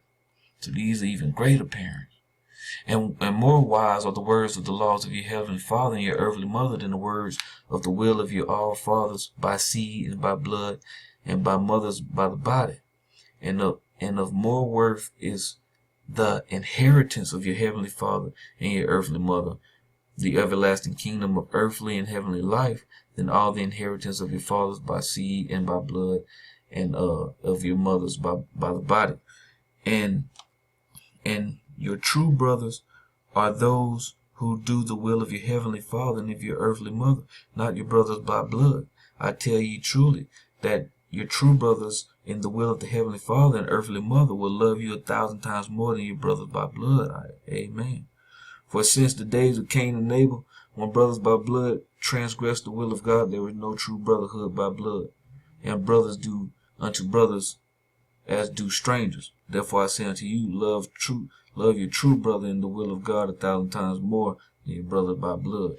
Alright, so I want y'all to catch this, man. This thing is talking about the purification of the body, the mind, the soul, the temple.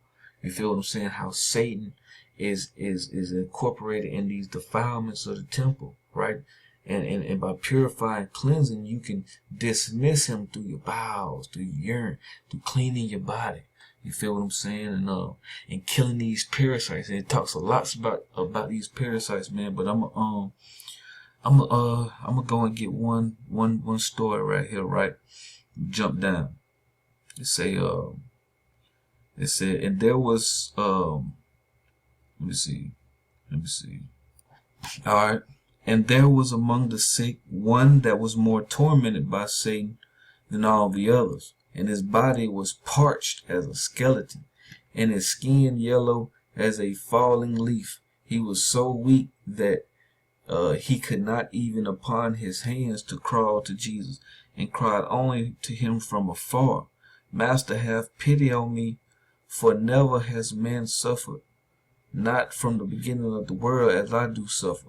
I know that you are indeed sent by God. I know that if you will, you can straightway cast out Satan from my body. Okay, now he talking about casting out Satan from his body, but look how he gonna do it. Do not the angels of God's messenger? Do not the angels of God obey God's messenger? Come, Master, and cast out Satan from me now, for he rages angrily within me, and grievous is his torment. And Jesus answered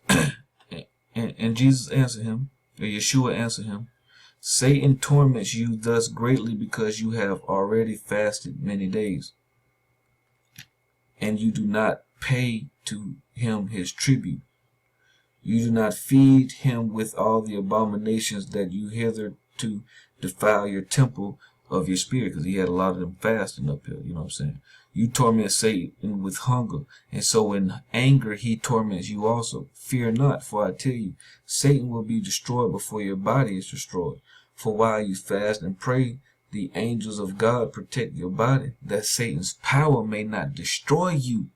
So don't be discouraged by the hunger in the process. And the angels of Satan is impotent against the angels of God. And the anger of Satan is impotent against the angels of God. Right? So they got you. Right? As long as you have the right intention, right? You're doing it in righteousness. They all came to Jesus with loud cries, saying, Master, have compassion on him, for he suffers more than we all. And if you do not at once cast Satan out of him, we fear he will not live until tomorrow. And Jesus said, Great is your faith. Be it according to your faith. Ye shall see soon face to face the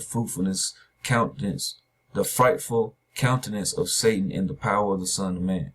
For I will cast out from you the powerful Satan by the strength of the innocent Lamb of God, the weakest creature of the Lord. For the Holy Spirit of God makes more powerful the weakest than the strongest. So, alright, so when Yeshua milked you, which was feeding among the grass, right? And he put the milk upon the sand and made made hot by the sun. Lo, the power of the angel of water has entered this milk, and now the power of the angel of sunshine will enter it also. And the milk became hot by the strength of the sun, and now the angel of water and the sun will join the angel of air. And lo, the vapor of the hot milk began to rise slowly in the air. Come and breathe in by your mouth the strength of the angel of water and of sunshine and of air, that it may come into your body and cast out Satan from you. And the sick man whom Satan tormented did breathe within himself deeply, the rising whitish vapor. Straightway will Satan leave your body, since for 3 days he starves and finds no food within you. He will come out of you to satisfy his hunger by the hot steaming milk, for this food finds favor in his sight. He will smell its smell and will not be able to resist its hunger, right? That sweet, the parasite love that sugar, you know what I'm saying? Resist the hunger, which has been tormenting him the 3 days already. But the Son of Man will destroy his body, that he may torment no one else again. Then the sick man's body was seized with an ague, and he retched as though he would vomit, but he couldn't. And he gasped for air, for his breath was spent, and he fainted in the lap of Yeshua. Now does Satan leave his body? See him? And Jesus pointed to the sick man's open mouth. And then they all saw with astonishment and terror that Satan was coming out from his mouth in the shape of an abominable worm. Come on now. Satan was coming out of his mouth in the shape of an abominable worm, straight towards the steaming milk. Then Jesus took 2 sharp stones in his hand and crushed the head of Satan, and drew out from the sick man all the body of the monster which was almost as long as the man. When the abominable worm came out of the sick man's throat, he recovered at once his breath, and then all his pain ceased. And the others looked with terror at the abominable body of Satan. At the abominable body of Satan. Understand, we talking about casting out Satan by killing parasites. Come on, man. See what an abominable beast you carried and nourished in your body for long years. I have cast it out of you and killed it, and that it may never again torment you. Give thanks to God, and his angels have made you free, and sin no more, lest Satan return to you again. Let your body be henceforth a temple dedicated to your God. And they were all amazed at the words, at his power, and they said, Master, you are indeed God's messenger, and do know all secrets. Right? So, hold on. Alright, fam, so I just want to drop that on y'all. Please go get this, the Essenes Gospel of Peace 1. If you haven't heard about it, go read it. You know what I'm saying? Let it resonate with your spirit. Forget what anybody else got to say. You know truth, you know law, you know divine law, you know natural law, because it is inside of you.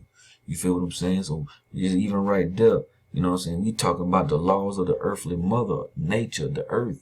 You feel what I'm saying? According, you know what I'm saying, living in accordance to her natural laws, that her ministering angels, which is all of her elements, her plants, her animals, that come and teach you how to live on the earth, what to eat, when to eat it, what to do, how to move, how to plant. You know what I'm saying? It's the ministry of nature. Those are the laws. Like you say, the law is in every living thing. Everything the Lord made the law. You feel what I'm saying? So it's all about coming back to the natural divine law, purifying yourselves, casting out Satan via these demons, right? Via these parasites, these worms, these serpents, so that this priesthood can be raised with the knowledge and wisdom of the Most High to cleanse and purify the rest of the tribe and bring them the true divine, you feel what I'm saying, interpretation of the law, the true covenant. You feel what I'm saying? So I wanna come over here real quick. I wanna drop this on y'all. Go catch this. I'm gonna probably leave this in the description. We're not gonna get into it. I just want y'all to catch it. You know what I'm saying? The Essenes science of fasting, something I came across. Yeah, I ain't even fully caught it myself. You know, I'm gonna do that later on. But you know what I'm saying? Just wanna drop that on y'all, man. Go catch that. Purify your body. You feel what I'm saying?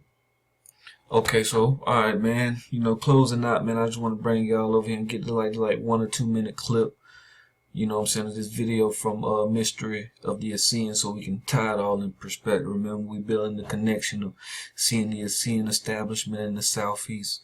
You know, seeing this group of separate Indians who went and kept a holier or divine way of life. You feel what I'm saying? And things of that nature. You feel me? So and have a very strong connection to these Levites, where most of these Essenes come out of, right? So, what I want to do is I want to play this clip, you know what I'm saying, and we're gonna come back, we're gonna build on it and dip, alright? So, without further ado, man, much love, man. Love y'all. Hope this was helpful, hope this was insightful, and let's get it. The rules of life, the very strict discipline which went with them, were not a constraint, but were freely accepted as ways to forge character, to develop one's highest being. The Essenes received many teachings of the ancient universal wisdom, which they had to bring to life inside themselves as a sacred service to humanity. They were fully aware that the major part of this wisdom was for future humanity. And they thought that the great masters would come in the future and make use of their work. They believed that without them, the masters, the benefactors, would not be able to help human beings, and that people would therefore sink into the darkness and ignorance and depravity that is seen so often around. That is seen so often. A major part of this wisdom was for future humanity among them. The rules of life, the very strict discipline which went with them, were not a constraint, but were freely accepted as ways to forge character, to develop one's highest being. The Essenes received many teachings of the ancient universal wisdom, which they had to bring to life inside themselves as a sacred service to humanity. They were fully aware that the major part of this wisdom was for future humanity. Being. The Essenes received many teachings of the ancient universal wisdom, which they had to bring to life inside themselves as a sacred service to humanity. They were fully aware that the major part of this wisdom was for future humanity. And they thought that the great masters would come in the future. Being. The Essenes received many teachings of the ancient universal wisdom, which they had to bring to life inside themselves as a sacred service to humanity. They were fully aware that the major part of this wisdom was for future humanity. And they thought that the great masters would come in the future and make use of their work. They believed that without them, the masters, the benefactors, would not be able to help human beings, and that people would therefore sink into the darkness and ignorance and depravity that is seen so often around us, and eventually destroy one another through wars and other unspeakable atrocities. The technique of Essene initiation consisted in plunging deep inside oneself to find again the source of divine existence, which then allowed one to recognize in the inner level and also around in the outer level the living and divine water which animates everything. It is this state of mind, voluntarily cultivated, that opened up the doors of the spiritual worlds to them. Thus, an Essene was conscious of belonging to a people, a tradition, a lineage. It is only when he or she felt themselves in harmony with this lineage that they could really find their place and fulfillment as an individual and as a community. Thus, an Essene was conscious of belonging to a people, a tradition, a lineage. It is only when he or she felt themselves in harmony with this lineage that they could really find their place and fulfillment as an individual and as a community. Thus, an Essene was conscious of belonging to a people, a tradition, a lineage. It is only when he or she felt themselves in harmony with this lineage that they could really find their place and fulfillment as an individual and as a community. Alright, fam, so, I want to leave you with that, man. It's very important to understand that the Essenes knew that what they were doing was for the latter times, it was for the latter generation, it was for their seeds in the end days, right? It was a perpetual covenant that was passed down. They were only laying the foundation. That's why a Essene knows that it's important, right, to connect himself with his lineage, who he is, where he come from, so he can fully enact what it is it was created and designed to be, right? So understand, right, what this is like a call for Levi. This is a call to Levi to purify himself, to detox himself, to trace his lineage, to join himself back to the Creator, right? To go through that fire, to bear the flame, that he may be refined, and he may offer in righteousness unto the Lord, that he may give the law to his tribe. You feel what I'm saying? You're probably going through it right now. You're probably going through the fire, right? Maybe burning in lust. You may be consumed, but you're not, because you're bearing the flame. So you got to bear that. You got to conquer that. You can't be consumed by that fire of temptation. You feel what I'm saying? The furnace of adversity, you got to bear the flame, because acceptable men are tried through the furnace of adversity. You feel what I'm saying? So it's that fire that the Most High put on you, or that you may go through in life, or when you're resisting the temptations of the devil, when you're fasting and purifying your body. It's that fire you go through that refines you, right? That heats you up, that opens the cone, the pineal gland, right? Just as the cedar, that opens that cone that you may bear fruit, that you may unlock that covenant that was stored inside of you, that was given to you by your ancestors, passed down from a foundation they started way back in the mountains in the south, where it started. You know what I'm saying? I'm speaking to them ones who may come from that bloodline. If it resonate with your soul, if you come from the Levitical ones that was in the mountains amongst them cedars, keeping a true ancient sacred way, and it resonates with your spirit because you are being called, right, to enact or activate that covenant. But it's in the seed. And the seed is only opened by the fire, so you got to bear the flame. You got to be the fiery bush, the Essene, that gives the salvation to the people. It's the priesthood. You feel what I'm saying? That must be raised up. You feel what I'm saying? So trace your lineage. Trace your ancestors back. See where they come from. A lot of them may come from that establishment that was keeping the ancient sacred way in some mountains among some cedars, right, in the south. You feel what I'm saying? Or elsewhere, maybe in the southwest.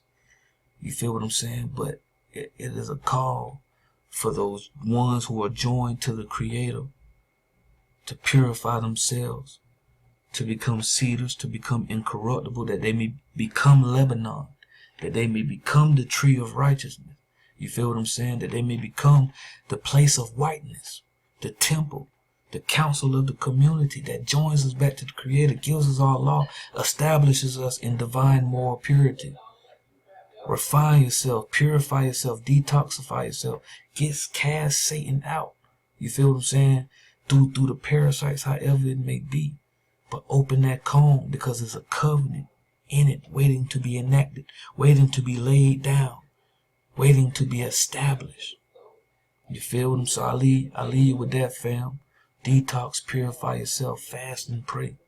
Trace your lineage back, see where they come from. Because if they come from them ones who is keeping the ancient sacred way, you know you have a duty to do the customs of your forefathers, to keep that same ancient sacred way, to enact and create this priesthood. You must be a process of distillation in the midst of the people, right? A dew.